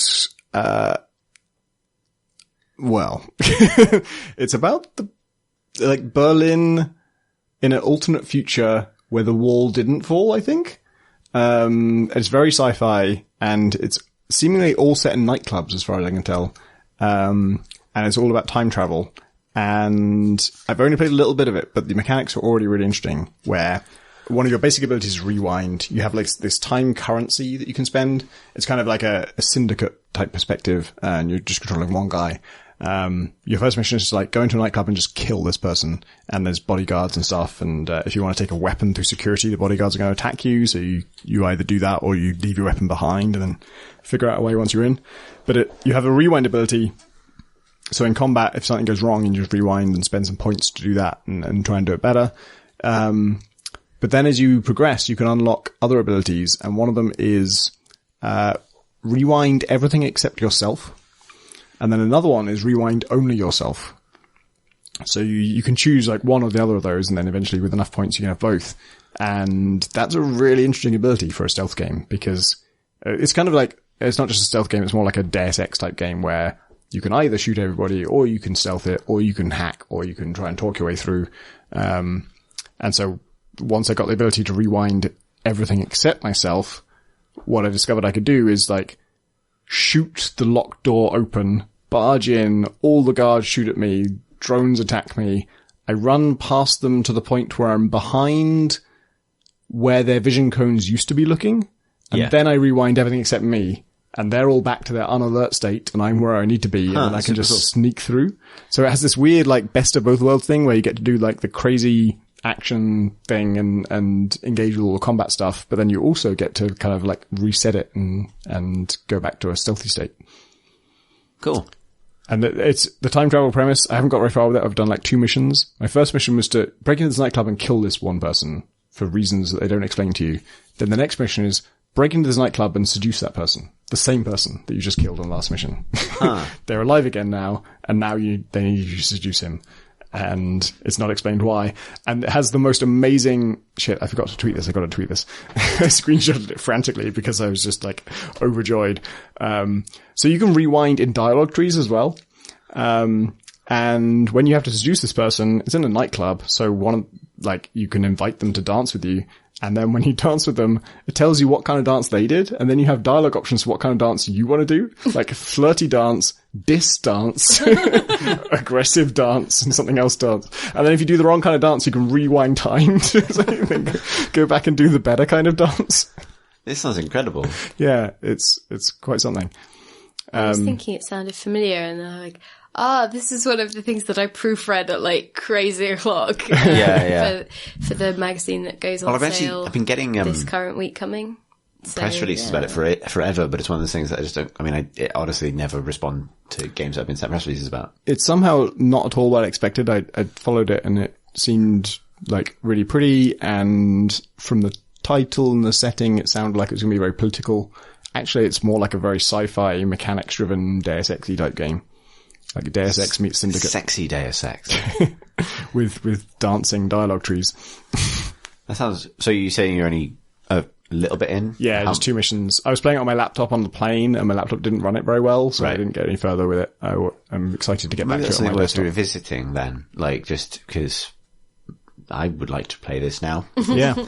Like, I've a lot of descriptions. Honestly, developers, if your game has sexy rewind Deus Ex dance challenges, then lead with that. Yeah. But yeah, that sounds right. So that's All Walls Must Fall. Is that out? So was it early access? Question mark? Yes, and I think it's properly out now. Awesome. Are you ready to pretend that we haven't just had about an hour's break? Tom Francis, your microphone is still off. I'm not. I was ready. No, I wasn't ready. Now I am. Good. A seamless break. I was born ready. Then, in the intervening time, I became not ready. Now I'm ready again. Shall we do some questions? Great idea, Pip. Woo! Let's do some questions. And the questions begin with John, who writes, have you ever been turned off to the point of uninstalling by a game's story? Recently I played Superhot, and the oppressive "we control you" story just made me feel so uncomfortable I stopped playing. Yeah, nearly with Far Cry 5. Right. I was on it depends a lot on the mechanics, of course, but there's a scripted mission where you have to fight the boss. I'd done all the rebellion stuff, and I'd got enough rebellion points to fight the boss. When I did fight the boss, it's like a dogfight, and the dogfight was like insanely difficult. It just, no matter how much I shot the enemy, never lost any health, and if he ever flew towards me, we're on an inevitable collision course, and it would instantly kill me. And you can't quit that mission. You can't get out of it. Once you're in it, that's your whole save game is tied up in that. Until you win it, you cannot play the game. And I was literally thinking, I might just never play the game again. It might just be the end of it. And then the only reason I actually did it was the dogfight itself is just awful. But miraculously, and the game so much trains you not to do this and trains you not to think this is possible. And games in general have trained us not to think this is possible. But you can just eject from your plane, parachute down anywhere in the world, get a fucking car, drive to the nearest mounted gun, get in that and shoot the plane with that. The whole open world is completely open to you. There are no mission limits. You can just go wherever you want. And on regular missions, it will routinely fail you for going too far from the objective. But on this one thing that feels super scripted and feels incredibly annoying, if you just abandon your plane and just go off and go out into the open world, it's actually just a kind of the best way to do a boss mission, which is there's a guy in a plane, use anything in this entire vast open world to attack it. Great. I will happily do that. I will take a car, and then I'll deal with all the enemies I fight along the way, and then I'll find this one mounted gun that I've actually used before that I know is really powerful and is a high caliber thing, and I used that and it completely shredded this guy's health, and then after you shoot him, he parachutes down to wherever you actually killed him, so it kind of manipulates him, ties into and builds on the open world in that way, and that wherever you happen to kill him, that's where he lands, so if it happens to be an enemy base, that's a problem, and if it happens to be wilderness, you're okay. Enemies will try and surround him and protect him, but if he's in the middle of nowhere, you get a chance to take him out however you want. So it's almost a great mission. They just don't tell you can do that, and they try and force you to do a dogfight, and the dogfight itself is awful. My answer to this would be GTA 5, which I found so unpleasant past a certain point that I didn't want to continue playing it. Yeah, me too, actually. And that's a huge shame. That's not a shame, because what did you miss? Yeah, exactly. What did I miss? And moved on to the kind of sandboxy online stuff, which was fun. I think I must have done this with a fair few games. I think I actually did it with GTA 5, but I don't remember which specifically, so I don't want to just guess. And it was Trevor's introduction in GTA 5 for me. Let's stop there. Yeah, which is just a nasty bit of writing. There's no redeeming feature to it, I don't think.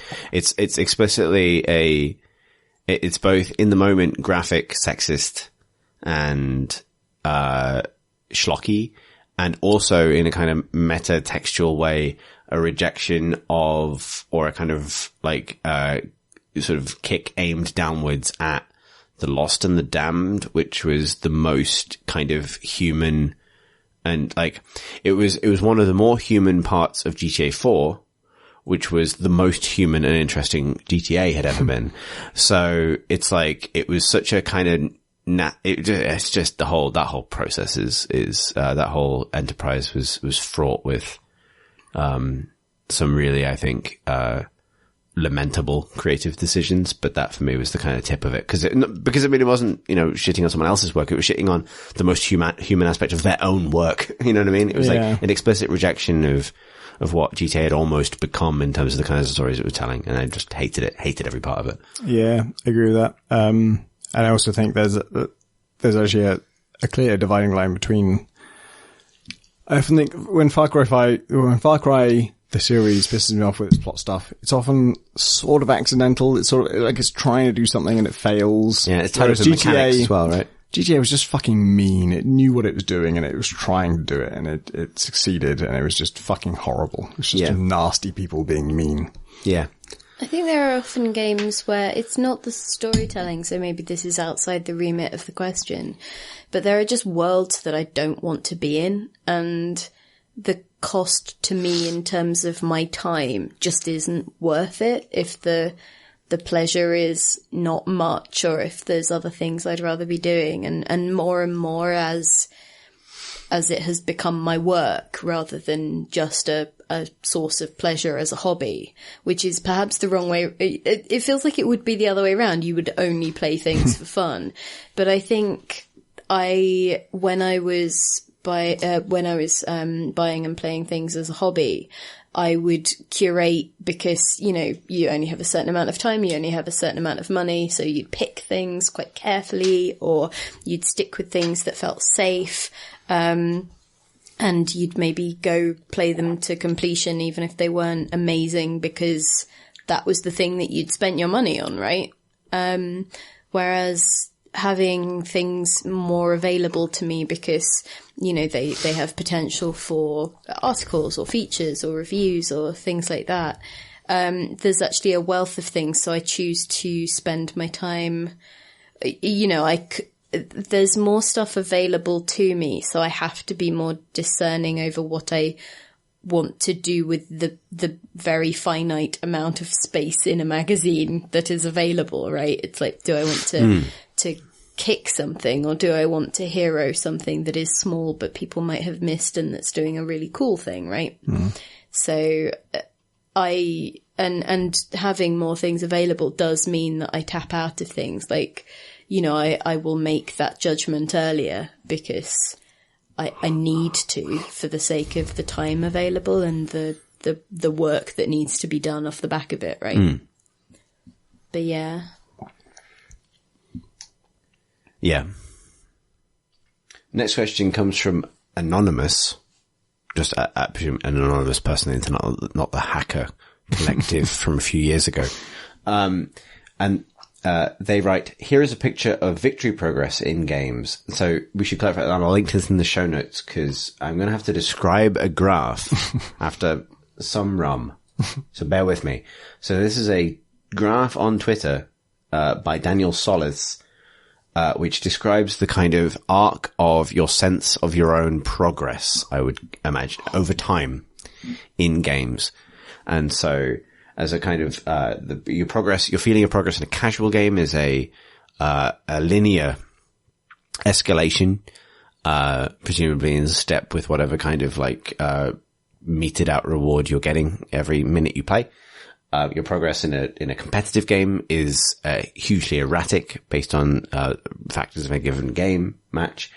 Your progress is what is described on the graph as a combo heavy game, but I would probably describe as any game with a kind of high technical skill ceiling, is a series of plateaus or a staircase where you move up in steps, making big leaps whenever you make a big knowledge progress, but also then plateauing for a while. And then finally, your progress in an engine building game, which is probably best described as Infinifactory or a Zachtronics game, is extremely slow at first and then increases as a kind of exponential curve when you start to understand the mechanics of the game. That's me having explained the graph. I think the combo one, I read that as being a step because the plateau is when you are putting together the sections of a combo, like pressing A and B and whatever at the right time. And then the vertical leap is when you unleash it. Possibly. Although I would say that, like Dota is a combo game in that sense. Because you do go up in... I guess maybe this is an interesting one because I'm not sure how to break down the moment to moment, as in whether there's no time factor. I was taking it as like hours or years, like not seconds. The time axis, which is the x-axis, is an odd one in this one. So to get to the question, just to colour the discussion before we get to that, the question is, which do you prefer, basically? Like, what is your preferred kind of curve? So, I definitely have an answer to this. So I appreciate that this might be just going back to, nitpicking a graph, which is maybe slightly unfair, but I would take issue with the linear nature of the casual game. So it's basically billed as a thing where you accrue points at a steady rate over time, right? But I would argue that casual games can keep me hooked in. It's not a preference thing, but it's like it exploits, your biological propensities, right? Or your neurological, predilections, because what it often does, and I play a lot of casual games, I play a lot of casual, like match 3 type things, or things that have like seasonal events. And so what they tend towards is, offering you really pleasant spikes of progression and then unexpected hurdles that you need to get over. So to take my current match 3 thing that I've been playing for like, I think 2 years now. But you could get this with like Candy Crush or anything, it's that feeling of, these levels aren't necessarily arranged in any sensible order. Like sometimes you get like a whole new power set or something, but level 600 and level 1200 could be exactly as difficult as each other. It's just that the next one along might be super difficult, and you then use up all of your current lives trying to like bash against that one just to get past it. And then that's the point where maybe a microtransaction will give you more lives, and that's the thing that will get you beyond this. And so, and I appreciate that's not quite the question, because the question was about like what you prefer. But I would say that the casual progress actually doesn't speak to why I play those games for such long periods of time, or why I feel so sort of involved in them. I would extend that point, and I think you're absolutely right to draw attention to what is unclear about this graph, which is the timescale. And what I would actually say, and I appreciate this is turning into a criticism of the graph rather than, and that's the question specifically, is that actually, and I'd recommend if you are listening to this as a podcast, which is the medium in which we present this, then go and have a look at this graph in the show notes just so you can see what we're talking about. But, sorry. Actually, I would say all of these things are contained within the staircase at different scales. So the way the graph depicts your feeling of progress in a competitive game where you're erratically ping-ponging up and down, I would say that is actually true of the experience of having plateaued in a competitive game, where you are, you're kind of performing on average consistently, which would give you the flat line. But your experience for every individual game is sometimes like a great win and then a terrible loss. And the reason you're getting both of those things kind of at a 50-50 rate, which results in the flat line, is because like a flat line in a competitive experience or in a gaming experience is not made up of a neutral performance. It is made up of an even balance of failure and success, which is inevitably spiky, which means that jagged line for, competitive play is actually the same as the flat line in what is described on the graph as a combo game. So actually I think I might have just deconstructed this graph, but okay, so to sort of maybe rescue both of us from this quagmire of, what I would say is that an interesting thing to bear in mind is that I think a lot of people would like to view their ideal progress in a game as either the curve that starts at 0 and then bends up to a sort of like exponential increase, or it would be the regular improvement over time. But the way that both human brains work and the way that games and matchmaking work mean that neither of those would actually be a pleasurable or realistic experience most of the time. Either if you felt like you were just always earning the same amount of points over the same amount of time, you'd get bored and wander off. Yeah. Or if you sort of had that, I'm the engine building one, which is the curve. You'd sort of like take a while to get started and then like suddenly like, my effectiveness has, zoomed off vertically. That would, that the game wouldn't be able to keep up with you in any realistic way in that way. So maybe, but I would say that the engine building side of things maybe actually helps explain to me why people enjoy roguelikes and roguelites so much, because it does reflect that kind of element of it, right? You start out slow, you build the thing, and then suddenly you're like doing crackers amounts of damage towards the end of your run or whatever, hopefully. And so that's actually like, to me, that kind of represents something really useful in terms of why maybe people enjoy that, and actually how that would work if the time axis extended out would be a series of like asymptotes, right? It would start at 0 again after that line sort of zooms off into the ether, and then curve up again, maybe over a shorter space of time, but it would go up and up and up. And I think, like that actually is really cool, because that graph maybe has shown me, like, has given me a visualization of why people like the thing I don't like. I think figuring out why I don't agree with this graph is kind of interesting in terms of, for the reasons you say. But even so, like, I would say that, like, that engine building curve should ideally probably be scaled to fit within any given step on your kind of, staircase progress.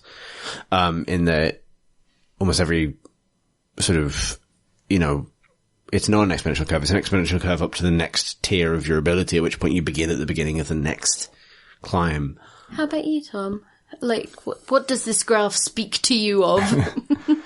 The games I like, I think, are the combo builder ones here. I'm thinking of like Slay the Spire, where you suddenly realize, I could be combining this and this and this, and then I suddenly do way better than I used to do, and that's really good. Spelunky has a little bit of that as well, although it's very informed by what you happen to find in that run. It's like, if I find a jetpack, of course I'm going to use it. There's no decision there. It's just, if I get a jetpack, I use the jetpack, and those are the spikes on that run. It's just like, I happen to get the good stuff, so of course I do that. The nature of this graph implies that if you get a better run, you continue to get better runs forever, and it never goes down, which is not true of something like Spelunky. I certainly do not go in for multiplayer games precisely because the graph there goes up and down, and you can go backwards. You can have a great game, and the next game you have is terrible because the other person is just better. Also, like, I think I'd be interested to know, I guess, just in an abstract way, like what the person who created the graph was envisioning in each scenario, like what specifics, because we've actually overlaid a lot of what we assumed, or, the experiences that we've had, because, directly competitive to some people will mean Street Fighter, right? But for me, it means Dota, or for me, it means Counter-Strike, or, that kind of thing. Yeah. And those are sort of all also affected by your ability to find teammates, or to find the modes that suit you, or to, like all of that stuff is kind of, it's interesting. That's why I think the problem is one of scale. Yeah.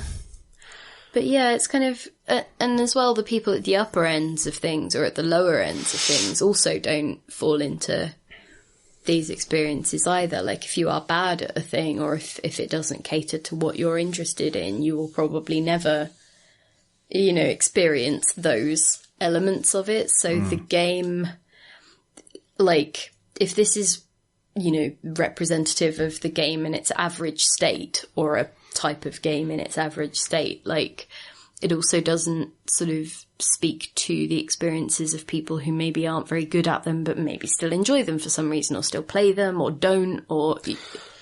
Yeah, it's interesting. I would thoroughly advise, like, looking at the graph, and this isn't in a way of, like, I don't want people to, like, pull it apart or, like, focus in on the person who made it, because obviously it's, like, a time thing, and it's an interesting thing, and, you know, it's really nice that they did it. This is more just a kind of... I'm interested in what people get out of looking at it. Yes, I think it's thought-provoking rather than meaningful in and of itself. But yeah, you're right. There's not a reason to kind of like, pull it's it apart. not a kind of thing that a person has done right or wrong. It's like an interesting starting point for a discussion. Yeah. I just really wanted to, like, highlight that. Because Yes, indeed. Yeah. I'm so Basically, aware of, like, directing traffic at yeah, anything, or actually, directing yeah, or attention to, at things. yeah, short version. Don't be a dick on Twitter would be the, yeah. Speaking of, dicks from Twitter, Marsh Davies got Son of a bitch. got in touch Nice. to write, judging by its pitiful presence at GDC this year compared to last, VR gaming is not taking over the world as predicted. So he's clearly in as good a mood as... Look, you gotta have that real flavour. Actually, Bring that positivity back to you're that just lucky podcast. I didn't do the voice for this. The word pitiful, though, it's, that's amazing. What I needs- love this. What needs to happen to resuscitate it? Will this likely happen, and should it? So this is a very pertinent question to ask, Marsh, at this time for me, because so a couple of weeks ago on the podcast when Alex was here, I outlined again my similar qualms about VR gaming, specifically my frustrations with the hardware in its current form, and the software and the service environment and all of it. Those initial frustrations were, as I said at the time, because I was at the beginning of a project I was working on, and that project is now coming to an end. That project is about VR cinema and about other forms of kind of like immersive storytelling and virtual reality that I've talked to lots of people about. Some of them very recently, lots of them very recently. Thanks GDC for hoovering up the availability of everybody in San Francisco for a week.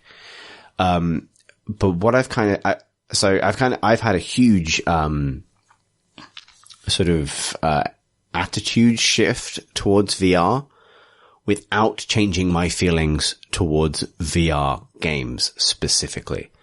So I think that there is still evidence, like there is still a big investment in games, in VR by companies with a lot of money to spend. There's still a lot of opportunities for people to make interesting, creative things in VR. And VR, the sort of the gold rush, the rush of capital surrounding it is providing interesting, creative people with opportunities to make genuinely cool things in an environment that doesn't come along very often, because at the moment there is no precedent. There is kind of no old conservative formal way of doing things to be measured against. So people just get to do more or less whatever they want. And if you want an example of this, go look up anything by Tyler Hurd, who is able to make kind of like exuberant music videos in VR, with basically no oversight, yet funded by, big media giants, because there's a hunger for like figuring out what this medium can do. All of this stuff comes under the remit of VR cinema or like virtual reality experiences rather than games. I do think that games at the moment are limited to a quite pedestrian array of light gun variants and some interesting things. And it'll take like an equal and equivalent effort needs to be kind of undertaken to make VR viable. Like, I almost feel like the range of freedom that you're used to in a traditional video game exposes the weaknesses of VR in a way that cinema doesn't, or the way that filmmaking doesn't.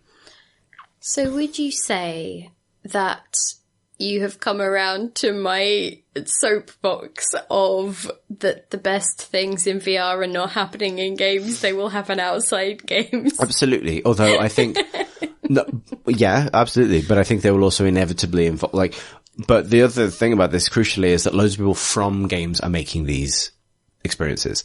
Sure. It inevitably requires the input of game developers, and this is kind of what I think the formation of a new medium looks like. God knows where that medium will end up being distributed or what its monetization strategy will be. But honestly, if you're interested in creative stuff, you shouldn't really care about that much. Whether it gets ticketed or whether it's sold as software or whether it's something at an event at Sundance or Tribeca, it really shouldn't matter that much.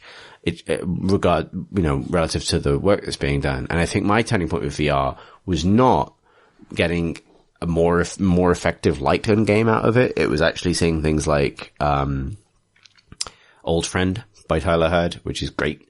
Dear Angelica by Oculus Story Group, which is a really great use of, well, I think it was the reason Tilt Brush was invented, but it is a really fascinating use of that. There's loads of really cool things that exist presently, and maybe there's a concern that we've been a bit too caught up on two things. One, the kind of business of VR and how many units it's selling, and two, its role within the games industry. And actually, maybe its best life exists outside of the games industry, which is what you've been saying all along.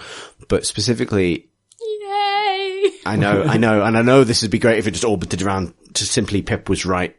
But Pip agrees. Why can't it? It does. But actually, so the thing that this has made me think about a lot recently, is that, a lot of the conversations I've had with people working in this form of VR have revolved around the fact that, VR requires a sort of a defter or more curatorial or more directorial approach than a purely engineering focused approach to software development provides. And that takes loads of different forms. I would describe the kind of very cynical business of games, particularly when it comes to mobile games and things, as an engineering approach, right? It's how much money can we engineer out of these people with the right development systems? Similarly, games tend to emerge from a kind of engineering problem and then get narrative overlaid on them, whereas VR seems to be benefiting from a approach that's far more similar to sort of auteur theory or filmmaking as it applies to filmmaking. And that's super interesting because it's basically antithetical to how games are made. And I kind of wonder if a lot of the defining ideas of what ends up making VR work as a medium will be completely antithetical to games, which has a really complicated relationship with most of the fact that the early adopters of VR are gamers. How that works out, I do not know. But actually, one thing that's really heartening is seeing, if you look at the YouTube comments on a video of something like Old Friend or any of Tyler Hurd's other stuff, you see people going I just picked this up from the Vive on Steam for my Vive, and I've never seen anything like this, and it kind of blew me away, which is really cool because it means that VR is also acting as a bridge between games and other form of media, which honestly, maybe I'm ready to say this, might be just better at telling stories and have more interesting methodologies to bring to bear. Not that games can't tell stories, but the AAA big investment games tend to not because of the direction the capital forces them in. And VR is currently pushing in the other direction, and maybe that's really interesting for the moment, and maybe that'll change. But yeah. Basically, I think VR is probably fine, but its home isn't GDC anymore. That would be my answer to this. Sorry, that was a complete rant. Apart from to say that Pip was right. Basically, Pip was right.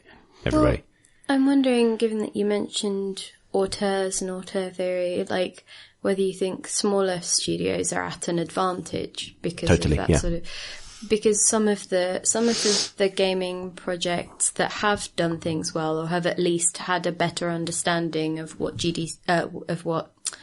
VR is good at, are people like the Northways and Fantastic Contraption, right? It's this sense of, I had an interesting conversation with Colin Northway about the fact that, he was just we sort of wanted this thing where you could reach out and get a thing, like a stick from a basket that was, moving around following you around the space, and you could just reach out and get this thing and add it to your structure, and build from that.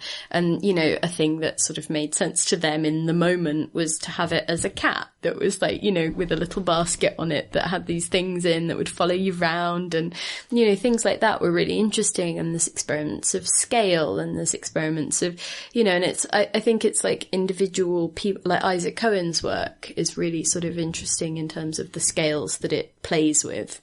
And yeah, like, off the back of you saying about that, maybe the fact that they are small teams or single people are very important in a way that I hadn't necessarily, not that I hadn't thought of it before, but the actual smallness seems to be a factor in being able to figure out an experience, right? I suspect it will raise a lot of very modern problems. Like, it will, the best methodologies and expertise and design innovations will probably come from small studios, but the money is going to come from big companies. And so you're going to get small trad kind of indie expertise applied to the problems of solving a Star Wars virtual reality issue. And that's really interesting because we don't have loads of precedent for that. Like, how that ends up getting negotiated and what that ends up resulting in is a big question mark. And that's really cool.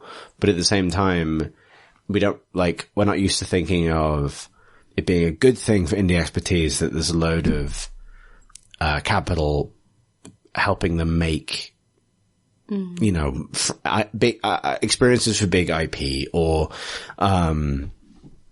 helping them make products that are essentially adverts for the VR wing of a different company that's seeking investment from another source, and then maybe, you know what I mean? Like, the whole thing is inextricably tied up in big business. It will not be a truly indie kind of exercise.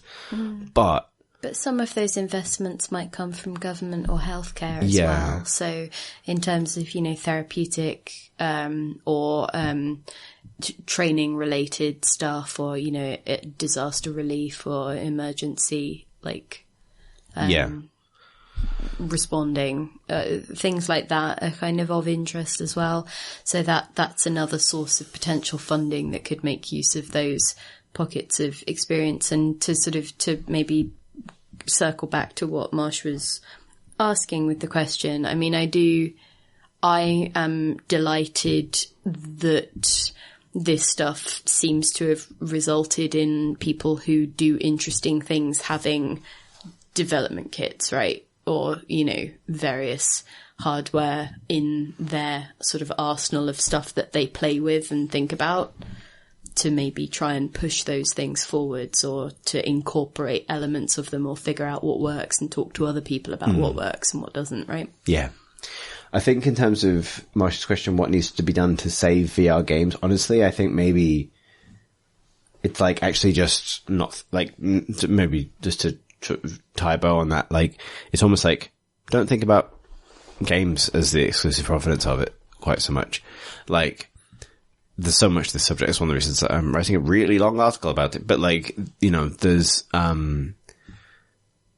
much to the subject, but it means, I think, detaching your view solely from, like, I think maybe where all of our heads were at when VR was announced, and maybe starting to think about it as a entirely different medium that's not a home in that environment and kind of needs its own place to kind of gestate for a bit before it emerges. But actually it doesn't really need anything other than what it has at the moment. It's just that being judged against the standards of video games as they exist right now isn't kind of the right approach to VR, really, I suspect. Our next question comes from Steve, who writes, Dearest Crowbards, someone must have asked this, but just in case, and it is seasonally appropriate. What is your favourite video game Easter egg? There, I said it. Thanks for an amazing pod. It's always a highlight of my week. You're the best. Happy Easter, Steve. Happy Easter, Steve. I think I enjoyed the consider Easter eggs the most back before I knew what they were, when it was a wild and unpredictable thing. And I remember, I think it was blood. Like, you could, on a certain level, if you just went out on a certain ledge, you could sort of skirt the whole building and then come into a secret room with, like, I don't know, some special power-up and some weapons and stuff. But the important thing for me was it popped up a message on the screen saying, you shouldn't be able to get here. It wasn't like, well done for getting here, or yeah, you found the secret. It was just like, we don't think this should be possible. Aww. Yeah. I think I missed that moment of like actual discovery, like before they felt so part of the marketing, I guess, or part of, you know, a set of, well, we know that you know that we know that you want these things, so I guess we'll come up with some. I like the ones that feel more like you've actually stumbled upon a thing that was fun for them to create rather than a thing that was created because Easter eggs are now expected, I guess. I always like the Halo game. Maybe that's a bit too console focused, but like I did really enjoy the original Halo games for the amount of kind of like daft little secrets and Easter eggs hidden around their levels. I mean, too many specific examples, but like lots of good hidden voice files that would play very rarely, or little puzzles hidden away in the environment that would take years to solve. That's the kind of thing that I enjoy. Like I like both hidden jokes, but also hidden story stuff. I think maybe I want both of those things from a good Easter egg. Also chocolate. Because I just really liked stuff that I found totally by accident in Ocarina of Time and stuff like that weird secret cave that has a cow in it. That was just kind of fun and nice to find. It was just this really weird, what? Like, how did this happen? Whereas, yeah, the things that are like, here are the 10 Easter eggs of this thing. It's just, yeah. And I don't know. The internet ruined Easter eggs, basically, is But what it we're saying. also, it feels a little bit like that standardization thing of a delightful experience. You know, not everyone used to do encores, but now an encore is now a fact of each musical performance. Like if you don't do one, you've somehow let people down, or it's not. I would argue the same is true for the Marvel post-credits sequence. Which has gone from being the kind of cinematic equivalent of an encore to being a kind of mandatory exercise that has now entered its kind of like postmodern phase where they don't know why they're doing it anymore, and so it's just jokes. Yeah. So I think maybe I would like, you know, I still find things that I like every now and again, but I'm interested in maybe at some point we'll come back around and Easter eggs will kind of get integrated into the game in that expected way as like a full, you know, like it becomes so much part of the establishment that there's another way that people figure out to make a delightful oddity. Yeah. The next question comes from Robert, who asks, "Hi, Straight and Sandbars. What game environments will be used for the Machinima biography of your lives? Speaking personally, everybody's gone to the Rapture Dirt Rally. And the reason I thought of this question, TT Isle of Man, and I guess until we get a game set in the Welsh Valleys, Doom 2. That's from Rob. Dishonored is definitely one of mine. Dunwall's very Liverpool. There's a lot of the middle of sort of Harborside Liverpool that's got a bit of the whole Red Brit Dishonored Dunwall kind of thing to it. I feel any gameplay from a Far Cry game can be transposed onto Bath and the canal. You don't mean that. I'll just like, give me a speedboat on that canal. I'll jet away. But hang on, that's not your life. That's not a machinima of your life. You haven't done that yet. Isn't it? Haven't you? Close enough. Yeah, you on a speedboat jetting away from the Future Publishing offices, which are like right by the river. You know, I remember there was a time when I used to run to work, like from Twerton to Bath, and I would arrive just like drenched in sweat. I remember these days. Yeah, it was horrific. Could you not run away from work? Like, I could have, but I wanted to keep my job. Away. No, I mean in the evenings. I'm sure that's the point because then you're running towards your home shower, right? Yeah, but then that's uphill rather than downhill, which is a more terrifying prospect. I see. Pip, what video game environment would be used for Machinima of your life, and why is it Animal Crossing? Well, so in a very real kind of answer, if we're looking for realistic scenery, I guess, this is the point that I think I made when I was reviewing Everybody's Gone to the Rapture, because there are so few games that actually take an interest in the variations or the specificities of England as opposed to America or other select places. And so I kind of thought, maybe everybody's gone to the Rapture, but that's because that is the only faithful representation of a sort of vaguely rural English place that I've seen, and it isn't. But yeah, I think my list. I think everyone's list has to kind of include everyone's gone to the Rapture just for the pub. Well, not the pub. It's more the actual, the cow parsley and things like that, and the rural lanes, and the fact that it's got the English version of fire hydrants, right, rather than American ones. And there is a very peculiarly Englishness to it, but it's, I guess, maybe also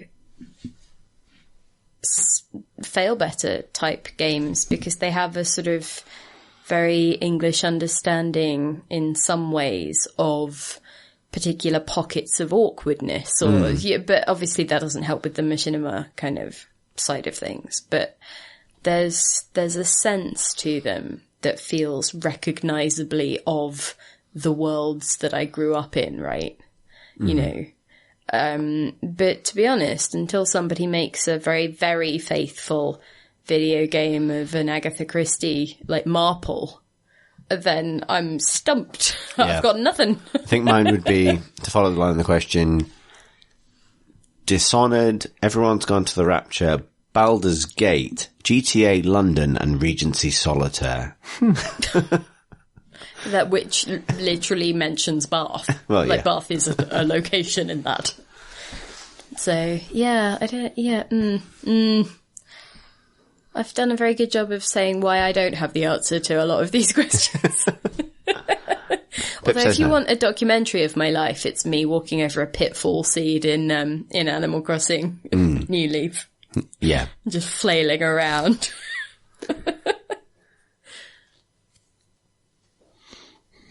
Penultimate question. I fucked that up. Comes from Chris. You? No.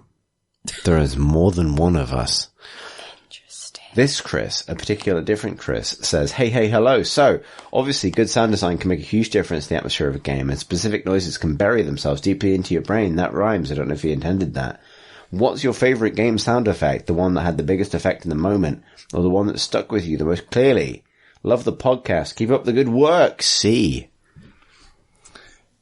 I feel like Action Quake 2 had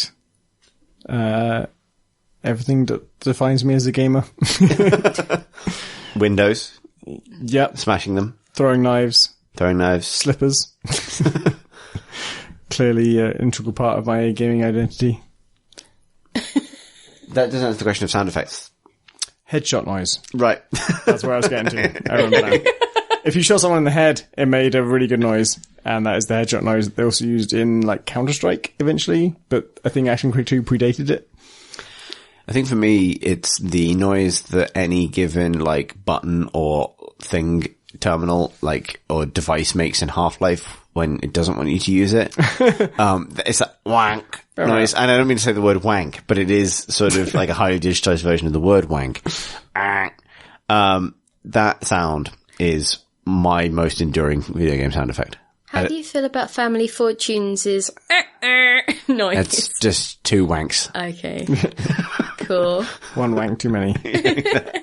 I think for me, it's a sound that I don't know whether it exists or whether I've made it up in my head or whether it comes from a song instead, but hear me out, because I might have it's just a noise Pip has imagined. So I've retroactively applied it to Day of the Tentacle, when Evil Tentacle is like just doing things and going about its business. I imagine a kind of joyful slurping noise, like that would relate to movement of an evil tentacle. But it might also be from the Magnetic Field song, The Luckiest Guy on the Lower East Side, which also has a sort of joyful slurpingness to it, just sort of bouncing through this kind of song. But also, it might be from neither of them, and I might have just imagined it as what I would like to do if I were an evil tentacle slurping my way through a nice town. So I don't know if that's real, and I don't know if that's allowed to be an answer to this question. It's close enough. But that's what I'm sticking with. Good. Our final question comes from Andrew, who writes, "Hi. Was the Spite Horn a reference to last episode? The inaugural entry of the Grudge book. Thanks to the great pod, Andrew. For people that didn't listen to that last episode, this means, was your decision to take up the French horn in order to punish your parents for making you learn a musical instrument the first instance of the Grudge book?" No, it was not. I didn't think it would be. Because I was at least in secondary school by that point in time, and quite frankly, there was probably a good library worth of Grudges previous to that. I think the first one that I remember, possibly, was like when I was a kid, like a little kid, and I was walking along across the classroom, and suddenly my teacher just grabbed me by the arm and hauled another little girl out of her chair, and it was like, "Okay, well, which one of you threw that pencil across the room?" And I was like, "Well, what?" And I had no idea what she was talking about. And it genuinely hurt, because this was like, back in the day, and people still wrenched children along by the arm. And she made both of us stand in the corner until one of us confessed. And I was so baffled by it. And I was like, she made it so clear that neither of us was getting out of there until we confessed. So in the end, I was just like, fine, it was me. And the other girl, Lisa, went, yeah. I was waiting to discover who was actually in the Grudge book from this scenario. There we go. I know her last name. The audience does not need to. And she got to go and just play outside for the rest of, break time and stuff. I think I was about 6. But, it was just that feeling of the absolute injustice of it, because I just thought, well, clearly we're both just going to stand here until, and I think I hadn't worked out that life doesn't reward you for, not being a shit. There is a reason why, the criminal justice system does not work on that logic. You pick 2 people, and whoever admits first must have done it, and then the other one goes free. But it was so baffling to me, and it's always just been a sad thing to remember. Yeah. And I really hate that that's the memory of school that really stands out for me, is like this feeling of just, being wrenched across the room in a really embarrassing way and forced to stand in a corner in full view of my classmates until I admitted to something I didn't do, and it's just like, it was just that excruciating awfulness. And so I remember that teacher's name. I remember the girl who threw the pencil. I remember all of those things. It won't do me any good. Nonetheless, the cornerstone, do you think those are the founding entries of the Book of Grudges? I think that there are other things that probably came before that, but they are sufficiently jumbled in terms of I'm not sure, right? So, times when, a parent has been angry over a thing that actually wasn't your fault, right? Things like that. So, but they're so non-specific. That's the first one that I can pin down probably in terms of time. But it's also just quite a sad memory. So it's not a great one to end the podcast on. The Spite Horn's great, isn't it? Yeah. Yeah. Well, I took up an expensive, loud musical instrument just to spite people. And learned nothing. Even so, it is the Grudge entry that we have to end the podcast on. I tell you what, though, to make it slightly less bitter, did you know that I would often forget that I had a music lesson because I'd been so bad at the music lesson, and would then thus leave my French horn on the bus. But because it's such an expensive instrument, my mother would then be like, "Where's your French horn?" as soon as I came through the door, and I'd be like, "Oh, I left it on the bus." And she would get in the car and drive and flag the bus down and park directly in front of the bus until she could get my French horn back. It's like the GTA version of getting a French horn back. So this is, but also that Where are was, you at now, House of Brothers? that was obviously massively embarrassing to me. So I really, to this day, do not know who won that grudge match. Your mum always wins, Pip. It's just a fact of life. So yeah, so that's a nicer ending. That's the full entry of the spite horn in the book. But that is all the spite horn we have time for this week, I'm afraid. If you'd like to send us a spite horn for a future spite horn of the spite horn, you can email us at questions@crateandcrowbar.com. You can also send questions about video games, if you wish. If you'd like to tweet us, you can tweet us at Crate and Crowbar. You can also find us on YouTube, youtube.com/Crate and Crowbar. And as ever, this podcast and its spin-offs is supported by our Patreon backers, for whom we are very grateful. And you can find out more about our Patreon and how we pay for things at patreon.com/Crate and Crowbar. If you would like to follow us on Twitter as individuals, you can find Tom Francis at Pentact, PENT80ACT, and Philippa War. PHILIPPAWARR. And I'm on Twitter at C Thurston, that's CTHURSTEN. Thanks for listening, everybody. This is alright. I made a little squeaky sound and made myself giggle. That was Bye. all that happened.